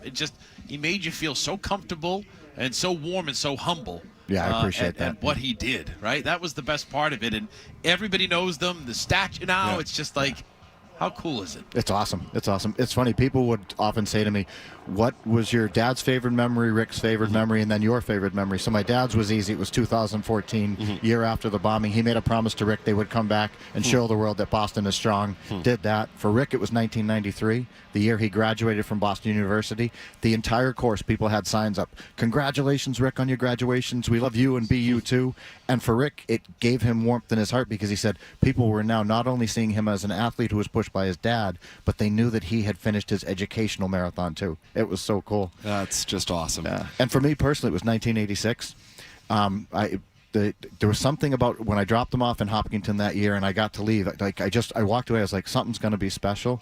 And that was the year they finished the Boston in 2:48:51, the fastest marathon they've ever run. Your dad was insane. Oh, he was a stud. He really was. Like to say that. So what was the time? 2:48:51. To anyone to run that crazy and to be pushing. Yeah. That, like, Rick, you ever tried, like, there's so many, and I say this with the utmost respect. A lot of moms will go out and buy a stroller. To run with. Yeah. They have them now designed and everything else, and they'll do it once and they say, I'm done doing that again. Right? Because it's just so hard. Yeah. That's the other thing, too. That time is amazing, but the fact that he was pushing Rick the whole time is absolutely incredible. Yeah, it's just to relive it in my mind. It's so cool. So your dad pushed Rick 32 years. Talk a little bit about the Hoyt Foundation, your mission, what you accomplish every year, you know, with the marathon, with these runs. Yeah, absolutely. Thank you. So the Hoyt Foundation, now we're in a position where we can give back to other people with disabilities the way that Mom and Dad did for Rick. We're able to get running chairs for people so they can experience running like Rick, but we've also done other things. We've helped people learn to swim, ski, surf. Basically anything that is a roadblock to an individual with a disability to do something they're passionate about, we want them to be included. We want to remove those roadblocks, and that's what we're in a position to do now, thanks to what Dad, Rick, and Mom did. WBZ TV was a sponsor of the race just last week. How did that go? It was awesome. The numbers were actually up. We moved it from Memorial Day to the week before Boston, so that's going to become a new tradition. People we call it the Team Hoyt Taper, because people who are getting ready for the marathon a week later want a short little race. So it's a nice 5-mile race right here in Hopkinton. Goes by the statue, and it was great. Like our numbers were up, so we were able to bring in some money that's going to go back to the foundation and help those grants grow. And the cool part of that too is, you know, we talk a lot about Pete Frates and what he meant to the community, and just now there are people out there that get ALS and have no idea how to approach it, and they call the Frates Foundation and they help them with so many different things. The cool thing with what you do is you're talking about is having the ability to touch so many people's lives and help them. Exactly. No matter what it is, and you say, we'll figure it out. We'll find a way. Let's get it done. How nice is that to have that for you, and how vital is that to you and what you do? Not just what, you know, give wheelchairs and what have you, but branching out and helping so many people. It's amazing because now people with disabilities are being looked at as someone who should be included, not someone who should, you know, just be left off to the side, or, hey, you know, let's do something nice. As a matter of fact, there's a new YMCA being built in Ashland, and it's being built by the Metro West YMCA. They're going to call it the Team Hoyt Community YMCA. We're possibly going to be breaking ground this spring, and the really cool part about it is you talk about affecting everybody. We got to meet with the architect architects and designers, it is not going to just be an accessible building. It's going to be inclusive. When you walk to the front door, there will be no stairs. From the parking lot, everybody walks in at the same level. Everybody's accepted the same way. Everyone is seen the same. You know, the message of inclusion, we do a lot of work here at the Sports Hub with Special Olympics in Massachusetts, and they just do, incredible work. For you, what does this mean personally? I mean, that's an incredible, thing for Team Hoyt to, be associated with the new Y that's being built. What does it mean for you personally? You watch your folks, raise your brother. You are, a brother of somebody, with disabilities. What does it mean that this organization is able to give back and make such a difference in people's lives who may be in similar situations, to you and your family? I mean, it's a unique experience. And, it is, absolutely. And what it means to me is that I'm able to continue to honor my mom, dad, and Rick, even though they're gone. I'm able to just move forward with exactly how they changed the world, and I get to continue to be able to do that without missing a beat because of what they did. I get to follow in amazing footsteps. That's a lifelong journey for a parent, too. If you have a child with disabilities, there are no off days for a parent. 100%. Yeah, absolutely. And there are no off days for a brother, too, a sibling. True. It's been a journey, and the fact that when Rick was little, he didn't have a way to communicate, and before he had that computer, where his first words were "Go Bruins," which was really cool. We got to ask you what you made of the Bruins game last night. Hey. What Bruins game, right? I watched the Celtics. It was just cool. Rick and I actually developed a spell method that his computer ended up being based on. So the fact that, like you said, there was no off days, and people were like, "Well, that's amazing. How'd you guys do that?" And I was like, "It was just us. It was just how we were." Yeah. Rick needed to figure out a way to communicate. So, I mean, I was like 4 or 5 years old when we came up with this system that ended up eventually becoming a computer. It's like you said, there's no off days, but the part that's nice about it is it's joyful memories. Like we experience, when we think about all the things we did together, to us, that was just our everyday. Big day for you. How many runners do you have out on the course today? So we have 23 runners officially for Team Hoyt. We have 2 duo teams as part of that group of 23. We have the honorary duo, which is really cool. Every year the BAA is graceful. They allow us to pick a duo that represents us. So it's going to be Team Rusty, James Anderson, and Rusty Wilkins this year, which is going to be really cool. And I'm personally very proud that my son Troy is actually running his 6th Boston this year. And I told him he's only got 26 more to catch up to Grandon Rick. How does he... through his eyes, how does he look at what's evolved here? He absolutely is passionate about running, and he ran in high school and stuff, so he always he got that juice from watching his grandfather and uncle, but he actually was also the last person to ever get to push Rick in a race. And that motivates him every day. And every step he takes, he says, I just keep thinking of that moment when I got to give Rick that freedom that Granda had given him for so many years. And it's become a passion for him. And you have these bracelets that you handed to Thank you very much for that. Yeah, yes, you can. Yes, you can, which is awesome, too. Now, every runner, especially passionate runners, diehard runners, the clubs and everything else, they're lunatics in many different ways, right? Outside of running. What's your passion? What's your lunacy within the Hoyt family that you people do that's different than most people? It's inclusion. It really, if it's one word, it's inclusion. It's saying, what is it that you're passionate about, and how can we help you get there? And that's it. It's being included in whatever it is you're passionate about. We've talked about sports, wheelchairs. We actually did a grant for a young man to become part of his high school band, and I'm like, if that's what you're passionate about, let's get you included and let's be there. That's awesome. How can people get involved with the Team Hoyt, the Hoyt Foundation? TeamHoyt.com is the simplest way. You come in, you can learn about it. We have charity teams in Boston, New York, Chicago. We've added Sydney this year. We've added London in 27. You can do all those. But if you're not a marathon runner, you can also just come and volunteer. You can become a Team Hoyt ambassador, where you can get these bracelets, hats, gear. And you don't even have to run. If you wear that stuff and volunteer at a race, you're still sending positivity about the message of inclusion. Russ, do you have any idea how many people you folks have truly inspired throughout this, and your dad and Rick, and what your organization does? I have to say it's in the millions. We get people who reach out to us. When our runners fundraise, each one of them is probably touching 250 to 300 people personally, and we've been doing this for so many years. And then we get people who just reach out to us that have just seen the story and have said, I was depressed, I didn't know what to do, I saw this story, and now I'm out running, I'm moving, I'm feeling better about myself. Count me among one of those millions. I have long been among some of your biggest fans. And I think it never gets old. Yeah, right? no, that's the absolutely cool not. part, right? Yeah. Every phone call you take, every person that comes up to you, it's got to be like, Wow. Yeah, it's cool. I mean, all the runners that are out running today, they're posting pictures with the statue just down the street. Yeah. And every time I see one, I get the chills. It's awesome. Well, somebody sent me a picture of the statue last night. They said, you're going to be in Hopkinton tomorrow. You got to check out the statue. I said, I know. I've checked it out before. Seriously. The Hoyts have always inspired me. I know they've inspired you, Rochie. They've inspired so many people. Russ, thank you for coming by this morning. Absolutely. I know it's a big day, busy day for Team Hoyt. So really good to have you on, and we look forward to, I'm sure, having you back next year. Thank you. Appreciate it, guys. All right. Good to see you. Awesome. That is Russ Hoyt from the Hoyt Foundation. We will continue. 617-779-0985. We're live at the Boston Marathon. Dan Roach, Matt McCarthy. We got more news on A.J. Brown that we want to get to. What this ultimately means for the Patriots. This reporting this morning that he's likely to become a Patriot after June 1st. What this means for the current wide receiver room. We'll get into all of that as we continue live from Hopkinton on Toucher and Hardy.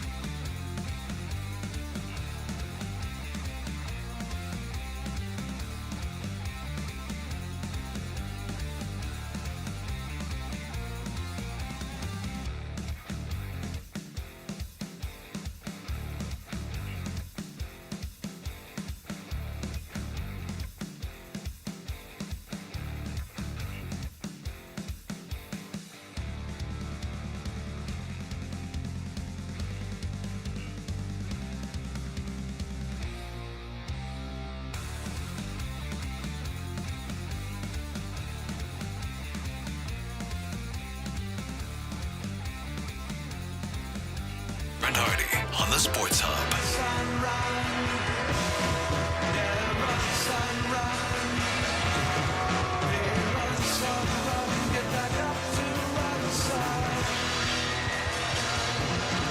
Toucher and Hardy, live in Hopkinton. Matt McCarthy, Dan Roach in for the guys today. This is getting nice here, Dan. We're taking down the tent.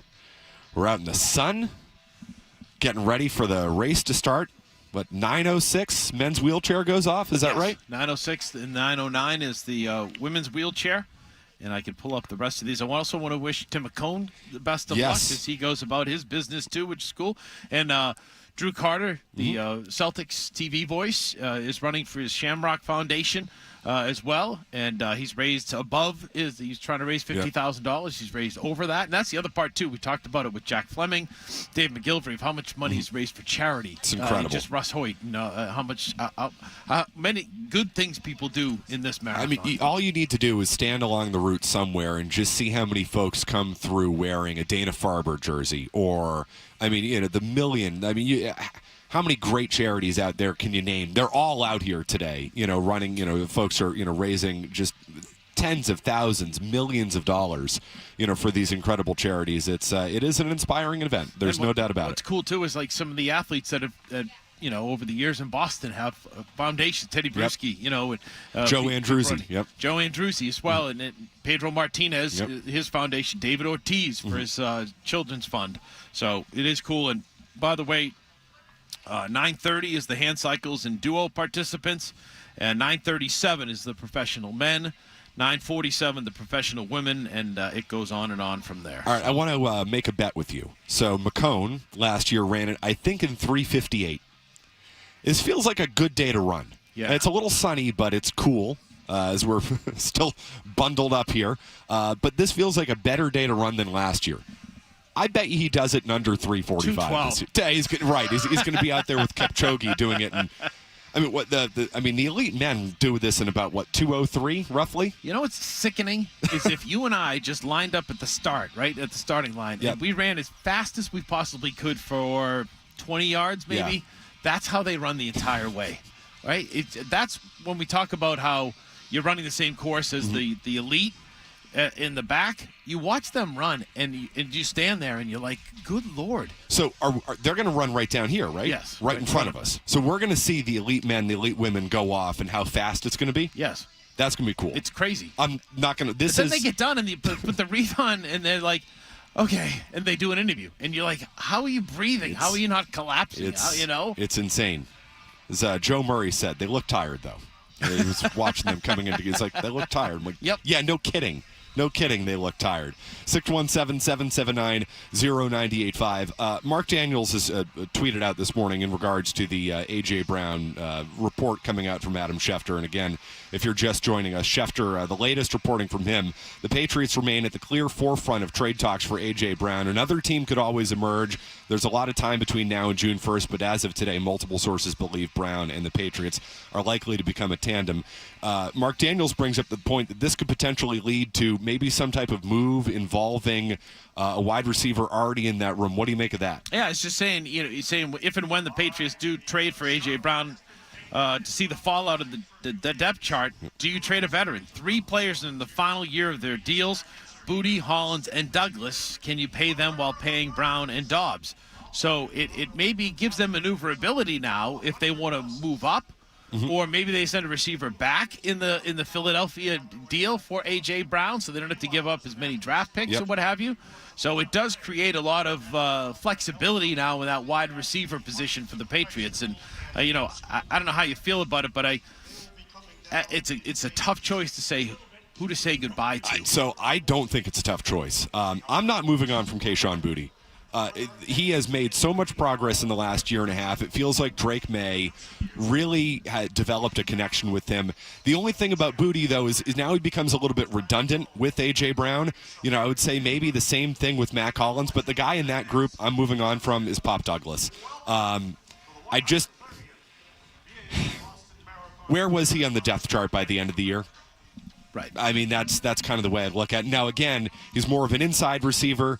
Brown, Hollins, Booty, more outside receivers. I just think outside receivers are more valuable to the Patriots right now with Drake May because a bigger-bodied guy. I'm definitely not moving on from Mac Hollins and the chemistry that he developed with Drake May. Good blocker. I don't think that's even on the table. It shouldn't be on the table right now. That the way I look at it, it's between Booty and Douglas. I'm keeping Keyshawn Booty. I'm moving on from Douglas. And again, no offense to Pop Douglas and what he can bring, and I think from a consistency basis and a touchdown basis, production, I think Booty was the guy and has been the guy, and he's become go-to guy for Drake May. So, if you have to part with someone, if I have to part with someone, as much as I hate it because I love Pop, I'd probably agree with you on that too. And now it's going to be interesting to see what they do in the draft. If they draft another wide receiver, how this affects Kyle Williams and his part with this roster and what we saw at times flash last year. So. But again, it upgrades and it gives you a weapon and it gives you a true number one guy. I mean, Diggs was a number one guy for you last year, but I think they got everything out of him that they possibly could, coming off knee surgery or what have you. And I think A.J. Brown is a difference maker. 6 of his 7 years in the NFL, 1,000 yards receiving. He averages about 8 touchdown catches per year, and he also is only going to turn 29 this year. So I think he's ready to, really come into the prime of his career, or maybe just right there now. And it'll be, again, a difference maker to add another weapon. What is your concern level, though, with Brown? His production has dipped the last 2 years. Now you say he's only going to be 29, but that's 29 in football years. Yes. That's not 29 in your years or my years, Dan. Are you concerned at all with the dip in production? Yes and no. Obviously, like you said, it's naturally physical. It's a physical game. He's taken a lot of hits and what have you. But what I like is the fact that he comes in with a guy that has full trust in him, full belief in him, and Mike Vrabel. And he's got Josh McDaniels, and he's got, more importantly, Drake May.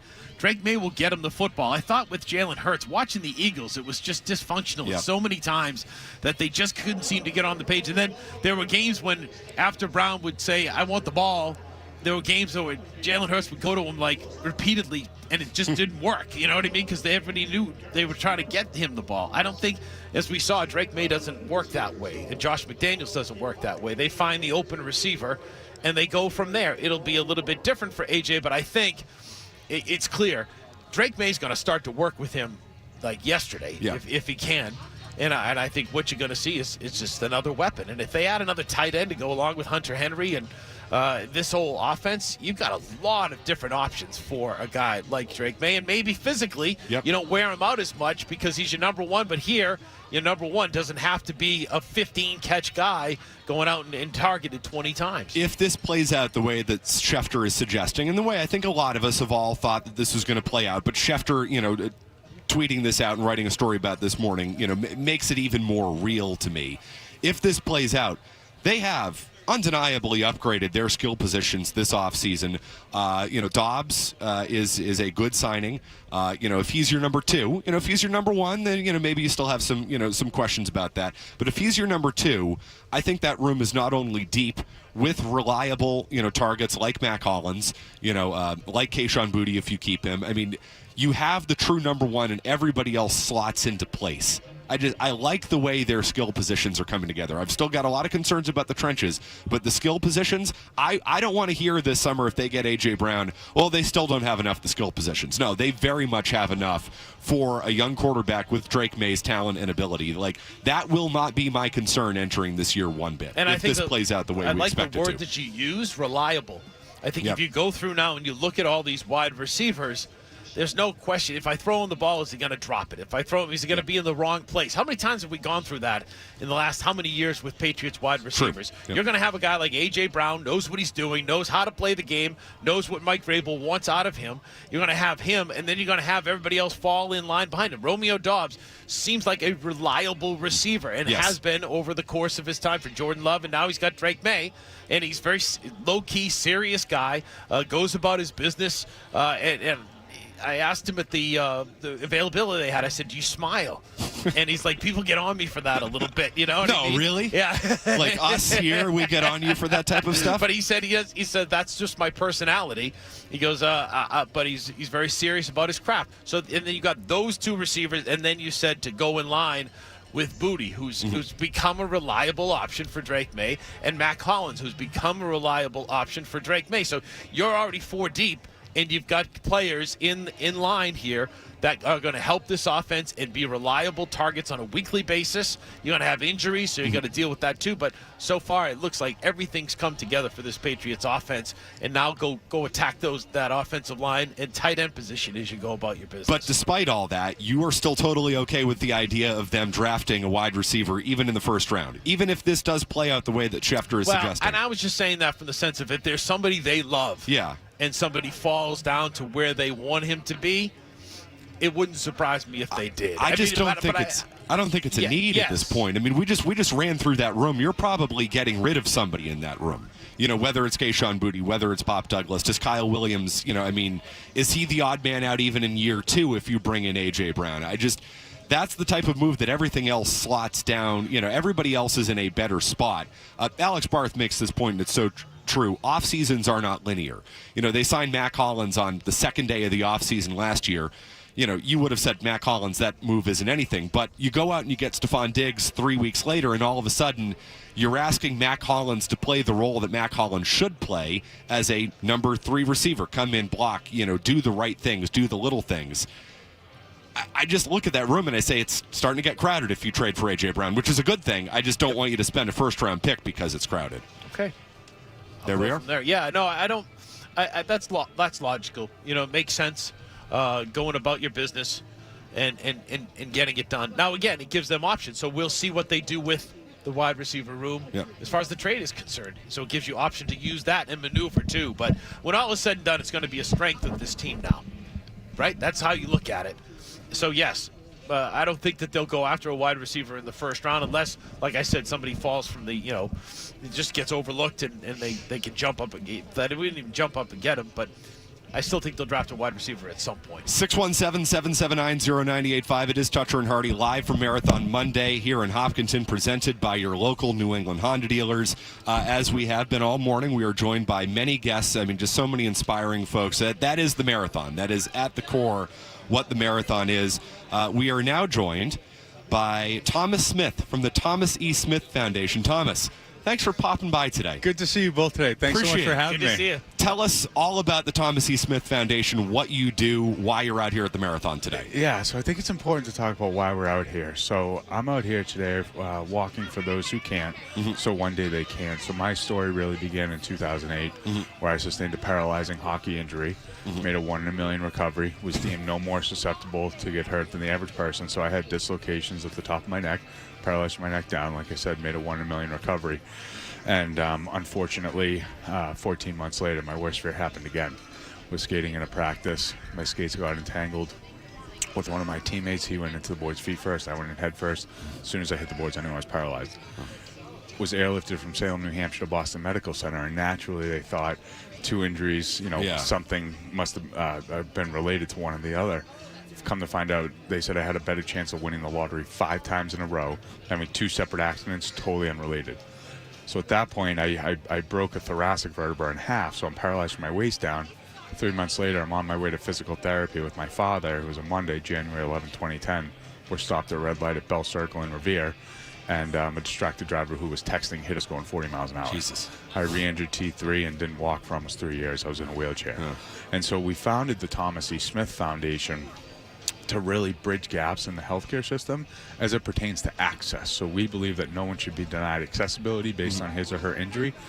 And when you think about paralysis, we haven't found a disease or injury that is more financially egregious out of pocket for families. You think about it, between $1 and $6 million lifetime for someone out of pocket. Wow. And these are essential pieces of equipment and living, right? Modified bathrooms, ramps to get into your homes, widening doorways, cutting-edge physical therapy like the places that Journey Forward. So we try to support those individuals financially as well as develop an entire care continuum for them for the years and years after the injury. You could have called it the Why Foundation, right? Like, why did this happen to me so many times over and over?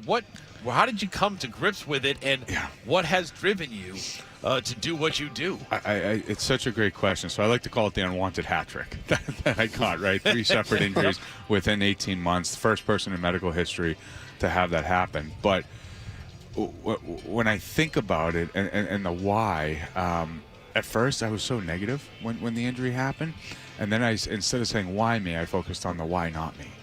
And with hockey, I tell people, I'm 36 years old. I tell people I lived the first 20 years of my life with a passion, and that was for hockey, and I've lived the last 16 with purpose. And that purpose has been to try to do something that's greater than myself, and that's why being here today is so special, because literally we've donated to hundreds and hundreds of individuals and families, supported thousands through our Care Continuum program. And the body's not meant to go 26.2 miles, so when I'm struggling, when we hit Wells, it's like, oh my goodness, we're halfway there. We still have the other half. Or Heartbreak Hill and Boston College, it's the hundreds and thousands of people that we helped that literally get me across the finish line. That's amazing. So you're walking from Hopkinton to Boston today. Yep, 26.2 miles. You've done this before? This is my 8th. Wow. Yeah. So what have been your experiences out on the course? I'm sure a million experiences. Yeah, it's incredible. So if someone asked me on Friday, they said, what are your favorite memories of what's happened during those 7 marathons, and this being your 8th? Number one is seeing our grant recipients along the course, and many of our friends that are in wheelchairs. It literally brings a tear to my eyes because you see the joy on their face. They're out. I know what they're going through in terms of a general understanding of, hey, paralysis is tough, but to see them out there enjoying themselves and connecting the dots there, it really keeps me going. But actually this year, I'm walking with Bill and Denise Richard. Awesome. So Martin's parents. Yep.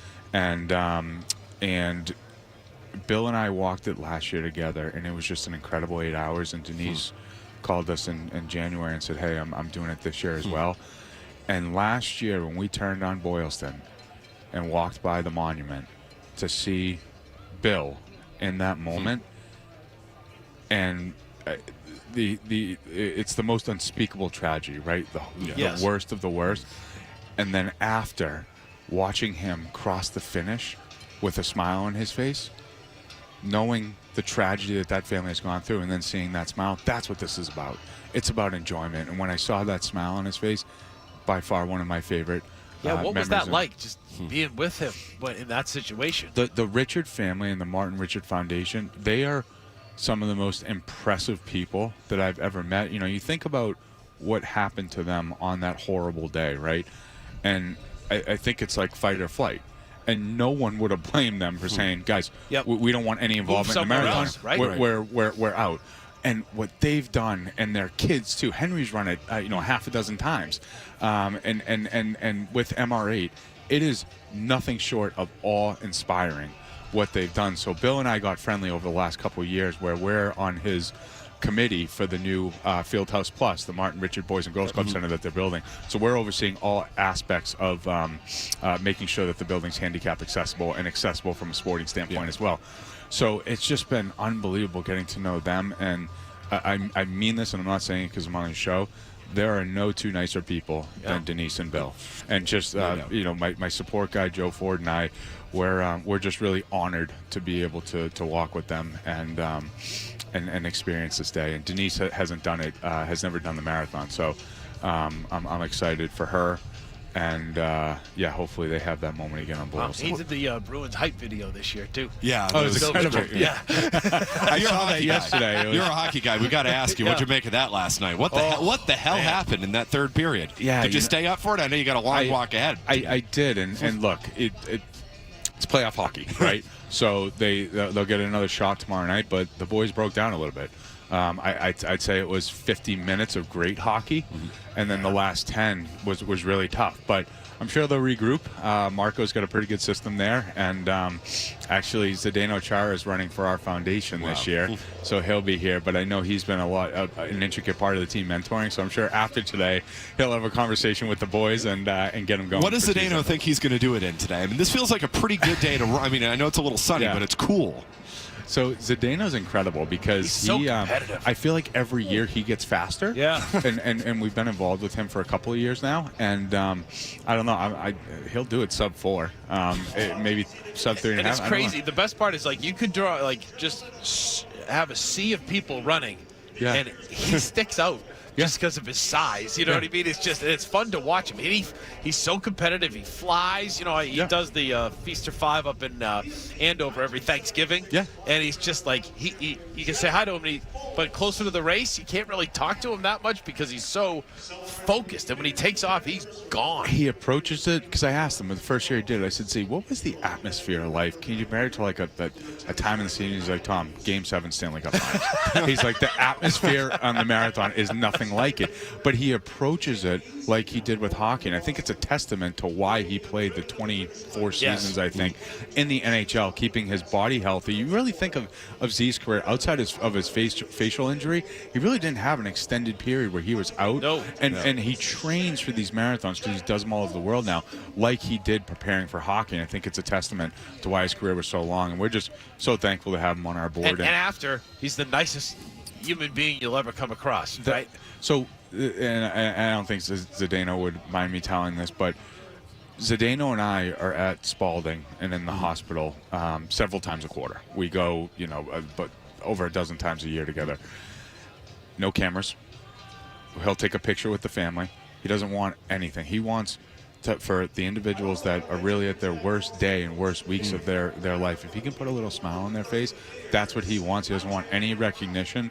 And it's just so special with how he continues to carry himself because, and it's fine, right? Some athletes want the recognition. Zdeno does it for the right reasons, and we're just so blessed to have him involved in our foundation. Thomas, what if people need to know? How can they get involved with the Thomas E. Smith Foundation? What do they need to know? Yeah, so they can visit our site, thomasesmithfoundation.org, and I tell people this: it takes a village. It's the foundation named after me, but that's just because I'm the one who sustained the injuries.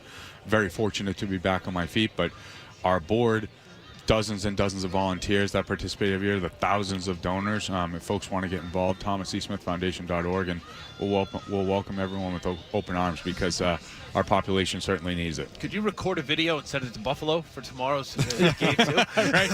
Get the boys going. Please. Bill did such a great job. That's a tough act to follow, but we'll talk to Swoop. We'll talk to Bob Sweeney. And here's an interesting bit, and again, just speaking to the character of the hockey world, Bob Sweeney was in Buffalo last night. He's on a plane, it could be right now or within the next 30 minutes, to come back to be at the finish with us. Awesome. So Bob could have stayed in Buffalo. He's not, and I don't think there's any more of a perfect person to be running the Boston Bruins Foundation than Bob Sweeney. So we'll be seeing him at the end, and it's just going to be a special afternoon. Thomas, have a great walk. Yep. Seriously. Yeah. Guys, amazing work. Thank you so much for having me on, and it's always good to see you guys. Thank you. Such a pleasure. Thanks a lot. That's Thomas Smith from the Thomas E. Smith Foundation, just doing unbelievable work. You'll see him out on the course today. He's walking 26.2 from Hopkinton to Boston. That's where we are. We're at the starting line. Matt McCarthy, Dan Roach, in for the guys. We'll continue on Marathon Monday.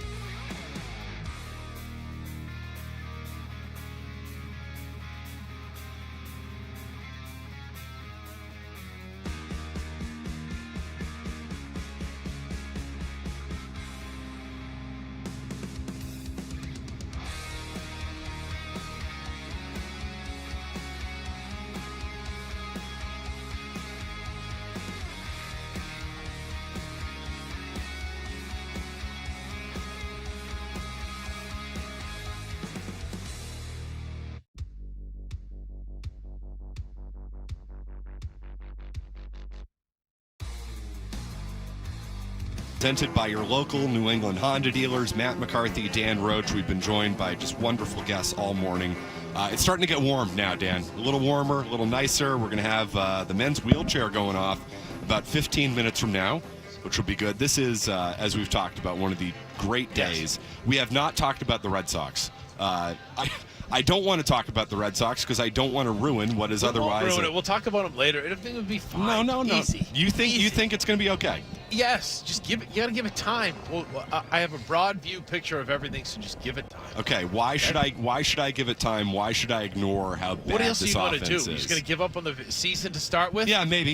Yeah, I might do that. You look at the teams that are struggling. The Mets, the Phillies, the Astros, Seattle are all picked to do big things, and they're 10-13 or whatever. They're 25 games in. Yep. Give it time, my son. Listen. I understand. Jeremy? I understand what you're saying. We're joined by Jeremy Woodward from Team Abbott. He's running the race today. Jeremy, we've just been so fortunate to be joined by so many amazing people. You are certainly one of them. Thank you for coming on. Thank you so much for having me, guys. This is an amazing place, amazing energy. Can't wait to tackle this again. Okay, so why are you here? Why are you running 26.2 miles? That's my question to you.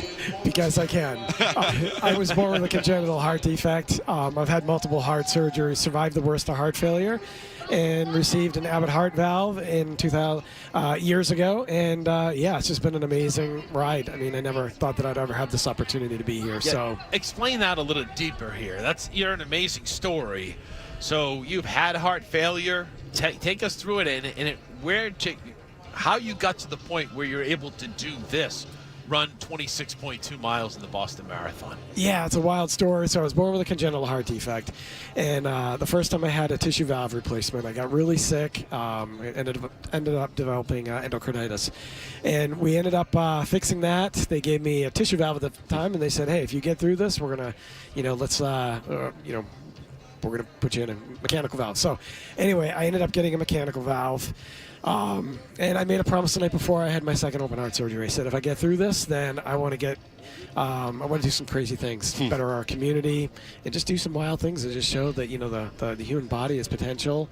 And, you can do so many crazy things. So made a choice to do the Ironman, to run marathons, and never in a million years did I ever think that I would be running the Boston Marathon. Couldn't you drive cross country, wild things, and have parties and things like that? I wanted to do something that was going to push me to the limits, and I wanted to show people that anything can be done. I wanted to go out there and just push it as hard as I possibly can, just, especially given the situation that I had a less than 5% chance of survival. They never, ever, they did not think I was going to walk out of that hospital alive, and I did. And, so to be here now doing this it's a dream come true. So, I mean, that journey from there to here, I mean, that's obviously incredible. I mean, it's amazing, what modern medicine can do, obviously, and you're here with Team Abbott. I mean, what was that journey like for you, and how was that made possible? It literally started in the ICU the day after my second open heart surgery. It started with a single lap around the ICU, then it was 2, and then it was 3 laps until I got discharged 3 weeks later. And all of a sudden now, thousands of training miles, thousands of racing miles has led me to this point right here. It's pretty wild. And when you run the marathon, what's that feeling like for you, being that survivor? How much does that push you? I am so incredibly grateful that I have a heart now that functions well in the way that it's supposed to. I'm not an emotional guy whatsoever. You can ask my wife. It drives her crazy because she wishes that I could be a little bit more emotional. But every time I get to that start line, my eyes tear up a little bit. And it's just one of those moments that it's just oh my gosh, I'm so lucky, and this is my life right now. You mentioned the start line. What's it like at the finish line, and what's it like out on the course? This course is amazing. The energy, the people, the crowds, it's just absolutely wild. And then to be able to do this and be a part of Team Abbott is an absolute dream come true. I mean, they are the maker of my heart valve, and they're the ones who are powering me through these miles. They're the ones who are getting me through the rough moments. And it's like I said before, it's an absolute dream come true. How many people are running Team Abbott? I think there's close to 50, I believe. I might be off a few, but somewhere around 50 people. It's amazing. 50 amazing runners, 50 amazing stories. What is the money you're raising today, Team Abbott? I assume that goes to research. In this situation, we're not fundraising, but the awareness, we're able to, run and give more awareness to the amazing work that they're doing. It's obviously incredible. And the advancements in medical technology and medicine, even in 20, 30, 40 years, it's just remarkable. How many It's all tied marathons? in with the Abbott series, too, of marathons? Yeah, so this will be... This is crazy. Do you know about the Abbott... Oh, the 6-star marathons? finishers? Yeah. Tell me about this. Yeah. So they've got the 6-star finisher. So I've run Boston, New York, and Chicago, and then you have London, Berlin, and Tokyo. And now they've got 2 additionals, or one additional, and I think a provisional coming up. So yeah, you run all over the world, and you get your 6-star. So that is my next big goal. I mean, I literally, like I said before, it started in ICU. 1 lap around in ICU. And now this could potentially lead me around the world running and just, hopefully inspiring a few people along the way. Yeah. It's incredible. It's incredible. Jeremy, if you have a message to folks before we let you go, what do you want them to know? Enjoy the journey. That's it. Just get out there, enjoy every day, and just embrace the moment. Well, Jeremy, good luck out on the course today. Thank you. Congratulations. Should be a nice day to run, I think. It should be, yes. Excellent. Thank you, guys. Jeremy Woodward joining us from Team Abbott. Just a remarkable story. One of the incredible runners out here today at the Boston Marathon. We'll continue. It's Toucher and Hardy live. You're listening to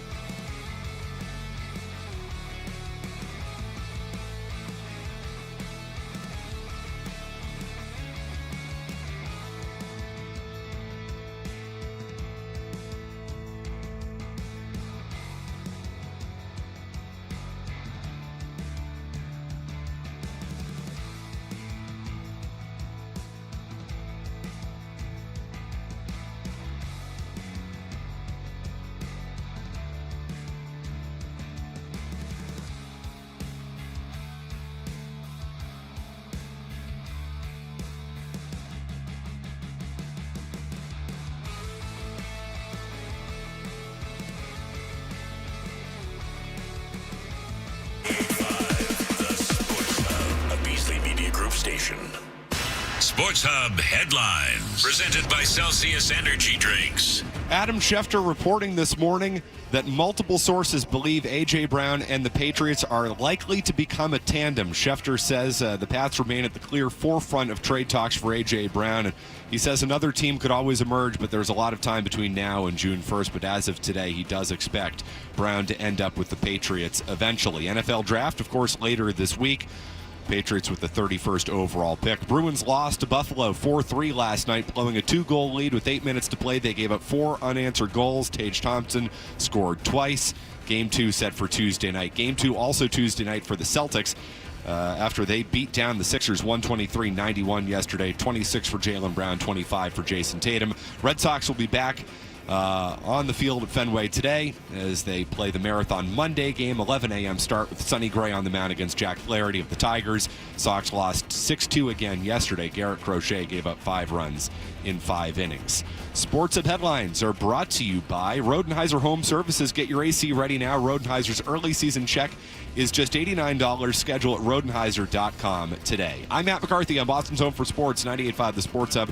Your next update in 30 minutes. Are you actually coaching the game? Oh, it's just that is. I feel so strongly about that. I can't even tell you. Boston Talk Sports here. What do we got? Sports. And we're back. Toucher and Hardy on the Sport. Presented by your local Honda dealers. It is Toucher and Hardy. No Toucher, no Hardy. Matt McCarthy, Dan Roach in for the guys who've been joined by just some incredible folks all morning long. And we have, Dan, 5 minutes from now, Marathon's going to begin. With the men's wheelchair, we're going to see them go right by us here. It's going to be awesome. 9:06. And then the women at 9:09. Hand cycles and duo at 9:30. Professional men, 9:37. Professional women, 9:47. And para athletics division at 9:50. And then the waves. And I want to ask Hannah Adams from the Flutie Foundation, what wave are you guys in today? Well, I'm in the para division, so that's pretty much like a great opportunity for me this year. Many other years I've been in like wave 2 or wave 1. I can go anywhere because with adaptive runners, they can go at any type of wave. So myself, if I was in wave 2 or Micah Palmer or Mark and Briefy, Eric Fishman, I can go on and on and on. We have a big group of adaptive runners this year, at least 62 runners, and then there's 3 others who's out there with me in the 10 as a para division athletes too. Well, Hannah, it's great to have you again. You're representing the Flutie Foundation. We continue. We just had somebody join us. I know you got a chance to meet Dan, but hi, I'm Matt. Nice to meet you. Matt, it's great to meet you. My name's Ethan Michaud. I'm the Director of Development at the Flutie Foundation. So just over here beaming with pride that Hannah's stepping up and representing today. And yeah, thanks for having us on. Tell us briefly about the foundation, and Sure. then Hannah, you can chime in about what it's meant to you. So why don't you start, Ethan? Absolutely. Thanks, Dan. We're 28 years old now. Doug Flutie, who I'm sure all your listeners know when I say that name.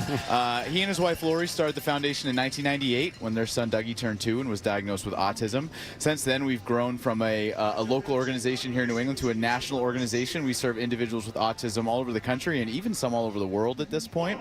We're coming up on $50 million raised this year, which is just a testament to the foundation that Doug and his wife laid all those years ago when they started this foundation when Doug was still playing actively. And now all these years on after his retirement, we still continue to support the autism community in a variety of ways through our grant programs and through direct service and support. And one of the biggest things we're doing right now is adaptive running support. Hannah is a great example of the success of that program. And as she said, we got 62 athletes out here on Dougie's team today raising money, but 21 of those are adaptive runners who are running in the para-adaptive division. For folks who aren't aware of what adaptive running is, what is adaptive running? Great question. It's really a broad term to mean any runner who has an eligible impairment who's stepping up and running with or without support in some cases. Adaptive is a blanket term, and the program that we are the presenting sponsor of here at the Boston Marathon is a blanket program that allows anybody with an eligible impairment type to join and run the Boston Marathon, which just got underway here behind us. Jesus, look how fast they're going. Oh, my God. That's the reaction of everybody when they first see them take off. This is my first time at the starting line. That was pretty cool. Yeah. I'm not going to lie. But adaptive athletes themselves push room wheelchair as well. So there's divisions within it. But really, broadly speaking, the adaptive program here at the Boston Marathon allows anybody with an eligible impairment type who runs under a 6-hour qualifying time to run Boston. The para division is a competitive division, which Hannah's stepping into this year with prize money for a variety of different categories that people can classify into through a rigorous process through World Para Athletics. And now she is a semi-professional runner running in the para division for prize money this year. Young professional runner, tell us what the Flutie Foundation has meant to you. They're like a second family to me. I started up to go up with them like around, I would say like 2020 or many years. It's been a forever to been with Ethan, Terry, Grace, who's a new staff member, Joe, Nick, who's the director of the Flutie Foundation, Nick Saris, and many more too. It's like a great honor and it's a privilege to like see how the Flutie Foundation can help anyone with autism or anyone with an impairment like me to like chase 26.2 or like golf or singing through Stars of the Spectrum, which is another way that Secret and Sarah, who is a Stars of the Spectrum, can like make a difference in the world too. Are you chasing cash today? Is that what you're telling us too? Yeah, I guess I am. Yes, it's a huge next step for me. But how much cash you chasing today, there, young lady? You know, like a whole more than $1 million. I've been hearing. But I mean, I've trained up this past winter with the Fury 26.2 group. John Fury himself, he's the coach who helps myself, the Flutie Foundation, and other Stepping Strongs, other charity groups too, out at joint ventures every Saturday morning, and it's like a great chance for me to prove to myself that I can finish 26.2, but I've done it before, but this is like a next step for me, so we'll see how I do. It's a great perfect weather out there and beautiful sunshine. I could not have done it. How many marathons is this for you now? 8th Boston, 17 marathons awesome. total. Yeah, you're so casual about it. I know. All the runners are. They're all so and this is my 17th marathon. It's remarkable to me. It really is. It's just incredible. How many marathons has the Flutie Foundation now been associated? I mean, 1 million, right? Yeah, we have a very robust endurance fundraising. Hold on. The women wheelchair are going right by us now. Go ahead. React, Matt. It is insanely fast. I don't even. They're going to be in Boston in like an hour, aren't they? Yeah. I mean, the men's and women's wheelchair. I mean, they do it in like an hour, hour 10. He's going for his like 8th or 9th. They're incredible. It's a long way from Boston. You can't drive from Boston from Hopkinton in an hour. And again, on a they Monday finish morning. and you go interview them, and it's just like they went out for a 3-mile jog. It's just incredible. No big deal. No big deal. Push rim wheel cycle, run 18. It's all a no big deal for these guys, right? It's incredible. I know. But to answer your question, Matt, we're part of about a dozen races at this point. We're part of every World Marathon major, with the exception of London. We're part of the Falmouth Road Race, and at each of those races, we're using them as a fundraising vehicle for the foundation through endurance fundraising, which is a huge part of how the foundation advances its mission at this point. But we're now advancing our mission through those races. We have adaptive runners running at pretty much every one of those races now, and so it's really cool to see the combination of mission and fundraising coming together through the sport of running. Well, it's an incredible mission. For folks who want to get involved with the Flutie Foundation, what do they need to know? How can they get involved? FlutieFoundation.org. We have plenty of ways to get involved, whether you're a runner or not. We have a variety of programs and need for volunteers. And at the end of the day, if you love or know or are looking to help support somebody with autism, or if you are somebody listening who has autism and a goal or a dream, be it on the Boston Marathon course or otherwise, we'd really love to hear from you and see what we can do to make it happen. Who my first interview was as a young pup at Syracuse, a junior at Syracuse University. Doug Flutie. After they played Syracuse, I went into the scrum and I interviewed Doug Flutie. It was my first interview back in 1984, I think, right? Yep. So, good Lord. Time flies. I guess so. So does Hannah. Yeah, exactly. Hannah, good luck out on the course today. I know you got to get out there. Thank you so much for joining us. Again. That is Hannah Adams from the Flutie Foundation. Hannah. If you get that $1 million in cash, you're buying us dinner. Yes, okay? exactly. Okay. As always, just Rochie, there are just so many good folks here today. Just so many good That's what folks it's all raising about. money for incredible foundations. The Flutie Foundation, certainly one of them. Autism. The statistics are staggering at this point, and I mean, just there are so many different ways to help. And you talk about the runners. We just saw the elite, the wheelchair men and women go off. We're going to see the men and women too, the elite take off, the para athletic, everything. But again, it's them, and then it's the stories that go beyond that, and just run for different people. It's people tearing up as they finish cross the finish line, running for their moms or their dads, cancer, all kinds of things. And that's what makes this a special day. And then the people, I get amazed at the people that sit outside for 5 hours. Yeah. And just cheer all these people It's on. a great experience. So, I mean, I never grew up on the route. And last year was the first year, maybe the first or second year I'd ever attended, on the route. Our very own Tim McCone will be running, and, got off the air at 2 o'clock at the Cask and Flagon, and we're able to track him. I said, McCone's going to be here in 20 minutes. It's more like 30 because he was struggling, but that's okay, Tim. He did it in under 4. Yeah, he and the did it. PAA has an app you can just download, and you can type in their bib number or name, and you can find them. And with my wife, when she ran it, my daughter ran it the last 2 years, typed her name in. So we would go to Wellesley. We'd wait. My daughter would stop with her friends, and they'd have a quick sip of water, take pictures. Then we get in our car, drive down Route 9, stop at the Heartbreak Hill and in Newton, and then we'd see her there, and then we'd go to the finish line and take pictures as she crossed the finish line. It is the most uniquely Boston day. It is truly. I mean, it's my favorite day of the year. No other city has Patriots Day, and we have it obviously for a great reason because, well, we founded America, so you're welcome, everybody. It's just, I'm a history buff, Lexington and Concord, it's cool. But you get the Red Sox at 11 a.m., you get this here in Hopkinton, which of course is a picturesque New England town. You're on the Common. It is a really great day. And it's pretty crazy. Like, again, this is another reason why Boston is the greatest sports city in the world. Because you go back and you look at this week and weekend. Oh, I know. Friday, it just kicks off with the Red Sox and the Tigers. And then you had everybody playing, yesterday. The Celtics and the Bruins and the Red Sox. You had the Revs play, and they can only win at home, so we wanted to play every game at Gillette. And then now this week coming up, you'll have series continue. The Bruins will come here and play 2 games. And the Celtics will go on the road after tomorrow. And then you have the Sox-Yankees coming up here this week, and the NFL draft starting on Thursday. It's easily one of the best sporting weeks of the year. It always is. And having the Bruins back in the playoffs, I didn't really. And you said this as we were walking in this morning. You didn't realize how much you really missed it last year, just because they weren't good. It was like, get this season over with, end this thing. But I picked them to win this series. I don't feel as great about that after, seeing the way they closed that game last night. I picked them to win because I like the experience factor of this team. The experience factor didn't play out at all in the final 8 minutes of the game because the Bruins veterans, let's be honest, crap the bed. McAvoy was not good at the end of that game. Pastrnak, 2 opportunities on breakaways. They just didn't capitalize. But the fact that it's back, the fact that sun's out, hey, you know what, Rochie? I am having a good day.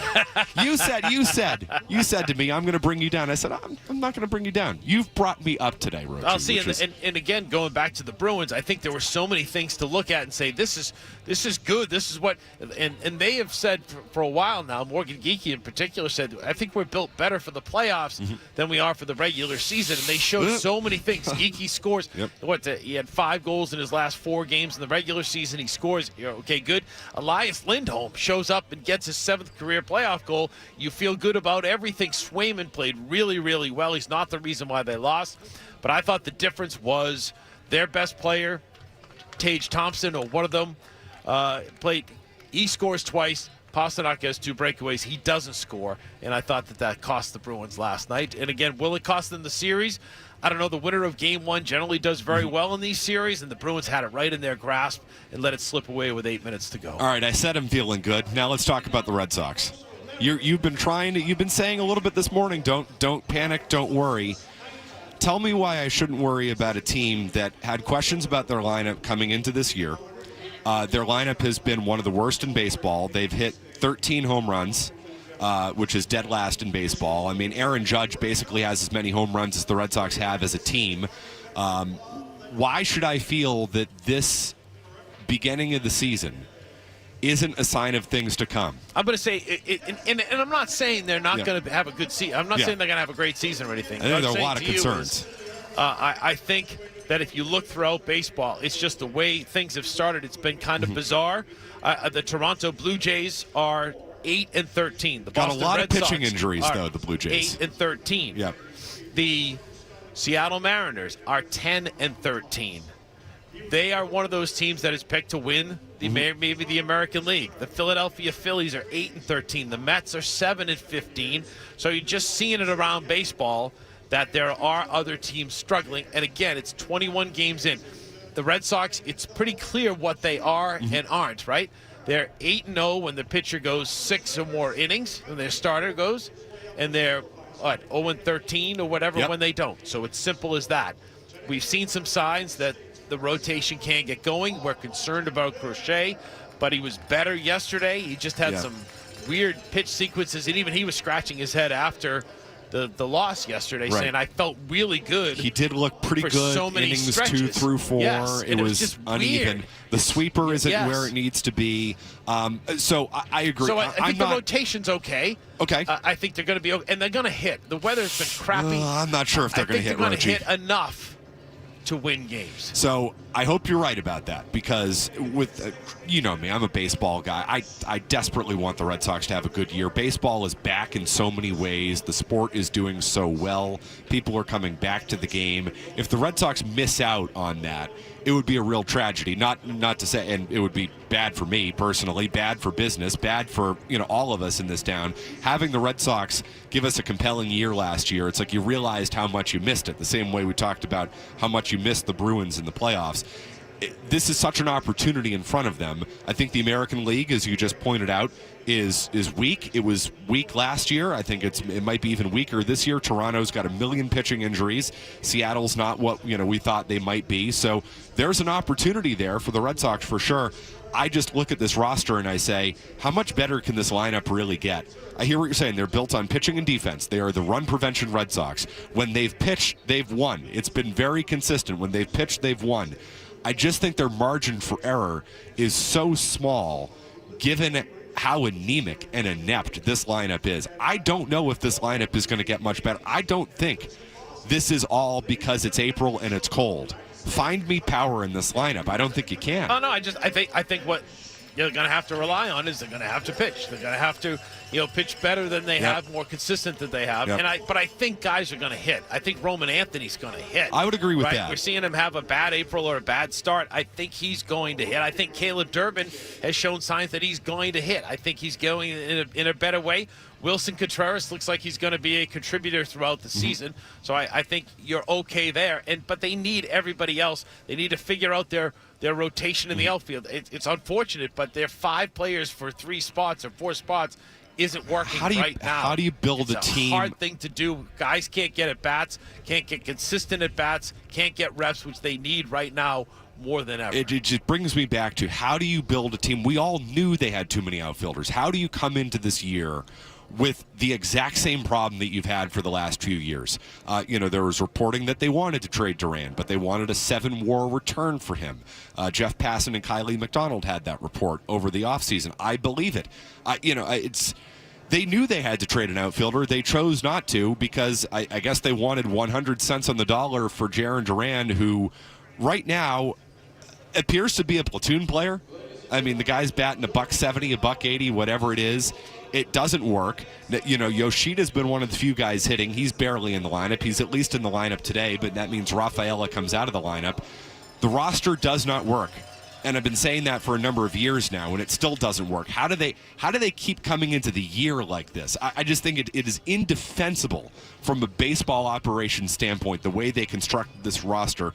And shocker, it's playing out this way. Well, and I think, yes, they should have resolved it in the offseason, done something along those lines. I would have done, and again, I'm sitting here saying, they can be a good team. They still can be a good team. Yep. There's a long, long way to go. That's my message. But my other message was on day one of free agency, I would have signed Alex Bregman and I would have signed Pete Alonso.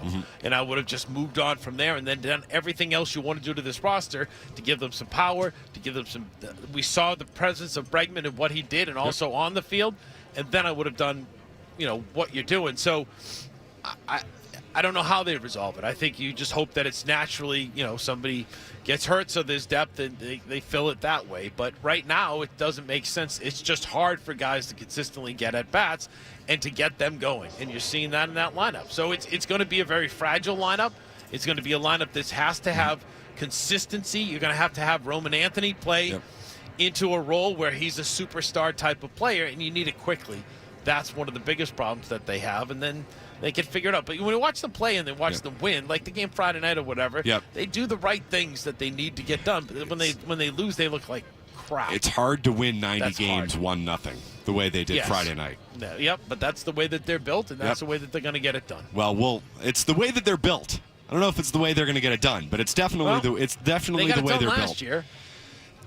They had more last year offense, and to be honest, by the end of last year, they didn't have enough offensively. It's the reason they didn't advance beyond the Yankees in the wild card run. But you need guys to step up.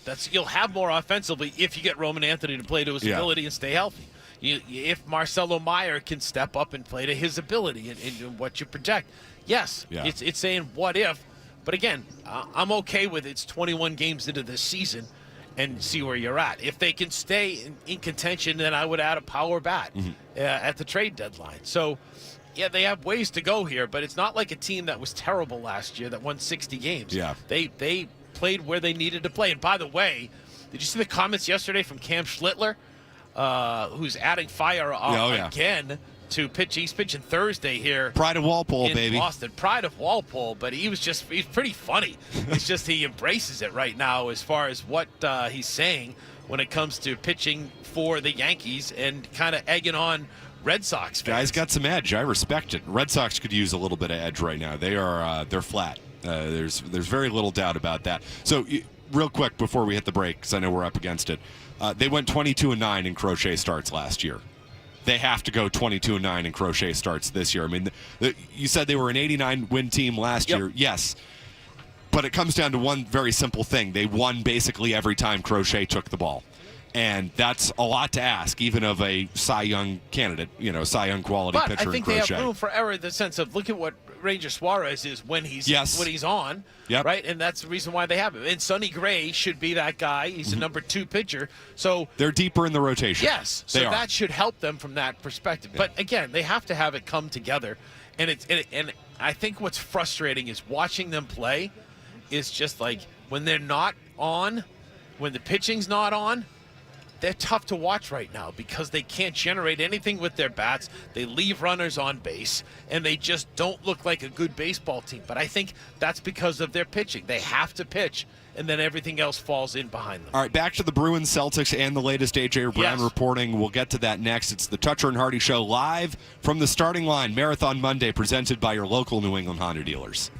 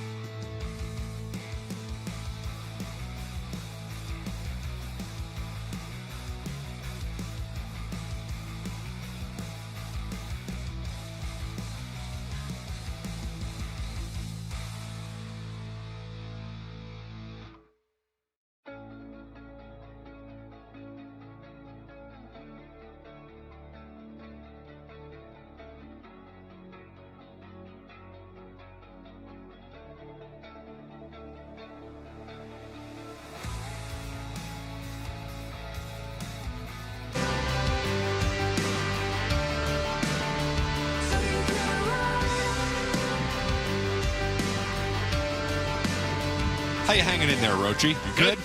3.5 hours into the program. Great day. Beautiful day. Weather's starting to get nice now. A little chilly, but the weather's nice. Runners should be good to go. The men start at 9:37, the women at 9:47, and right now it's the hand cyclist taking off at 9:30. So it's it's very, very. It's just a great day for the city. Over 30,000 people running and participating in this, all their families, and 10,000 volunteers. So it's like just good people, good day, and I love it. Zdeno Chara's running, which is kind of cool. And who's running the race today is Chelsea Clinton. Chelsea Clinton's running the race. Yeah. Everybody runs this thing. Yes. It's amazing. You told me that when I got here, you said, Matt, you could do this. And I said, no.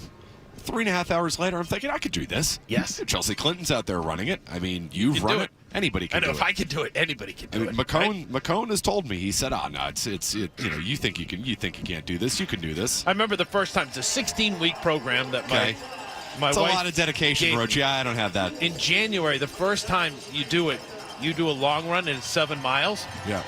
And you think you're never, ever, ever going to be able to run the Boston Marathon. I remember walking, running the last part of that 7 miles, and I was like, I can't do this. But then you just build up, and next thing you know, you're running 20 miles back and forth as a training run, and then you find your way through it and you get it done. So we have going off right now, these are the hand carts going off at this point? Yes, the hand cyclists and the duos, so the wheelchair duos and people along those lines, the Hoyt. The Hoyts. Yes, the people that are running for the Hoyt Foundation. So, yeah, this is kind of, again, what's really cool, about the marathon is anybody can run it. Anybody can participate. They include everybody. Yeah, and if you're determined to do it, you go out and do it. And then, again, a lot of these people are running for the foundations that they run for to make money and help other people. So it's just kind of one of those things where everybody comes together. And now all the people respond here, and along the line they'll be cheering. You get to the bottom of the line here, and you'll see all people pull off to the right and go to the bathroom. That's one of those things that you kind of remember from running it. I remember running through Wellesley and the wall of noise at Wellesley College where the girls come out, and you can hear that, and it hurts by the time you're done. So you're like, thank you. That's finishing up, which is good. I remember having a hamstring issue, and I almost panicked, and my wife talked me through that along the race. Then you remember just seeing the people out in the community, and then I didn't do it, but people that write their names on themselves. So that's people pretty can, cool. Give you, hey, go Dan. Recommend that to anybody. And then you get to Boston College. Heartbreak Hill. I ran the first hill. And my wife, I turned to my wife and said, that wasn't bad. She goes, there's 2 more hills. So then you get to the top and you're like, okay, good. You get to Boston College, better. And then it takes you forever to get from BC to Kenmore Square. But once you hit that, you see Fenway, you have that Red Sox field they're playing, take a selfie or whatever, and then it's right on Hereford, left on Boylston, and bring it home. It's just like riding the B line. It takes forever to get to from BC to Kenmore Square. Exactly. It takes a long time, but it's a great feeling. You got the lead truck coming out here now. You've been on the lead truck, right? Reporting? I've been on the wheelchair truck. I don't know if I've ever been on the lead men, but the wheelchair truck. Remember the wheelchair, how fast they were going by? Ridiculous. You're going that fast in a vehicle. Yeah. You're trying to broadcast as part of your station's coverage. WBZ did it for years and years and years, and you're trying to describe what's going on, and it's just impossible. Those guys are already halfway to Boston. They went off at 9:06. Yeah, they're probably in Wellesley at this point. For the and they finished. It looks like they'd done nothing. Yeah, which is crazy too. So it's a remarkable day. We've been very happy to be here, and of course it's a busy sports day. So a ton of stuff to get to over the course of the next 30 minutes. I do want to get to this. Mike Florio publishing this morning report. Patriots tried to stop New York Post from publishing the Mike Vrabel, Diana Rossini photos. I'm sure this will. I'm sure Mike and Tony will be going into this in depth later on today. I'll just give you the quote here. This from a article from Yahoo Sports. Post gave what are these the elite men going off here? Nope, they're just getting in line. They're warming up. Yep.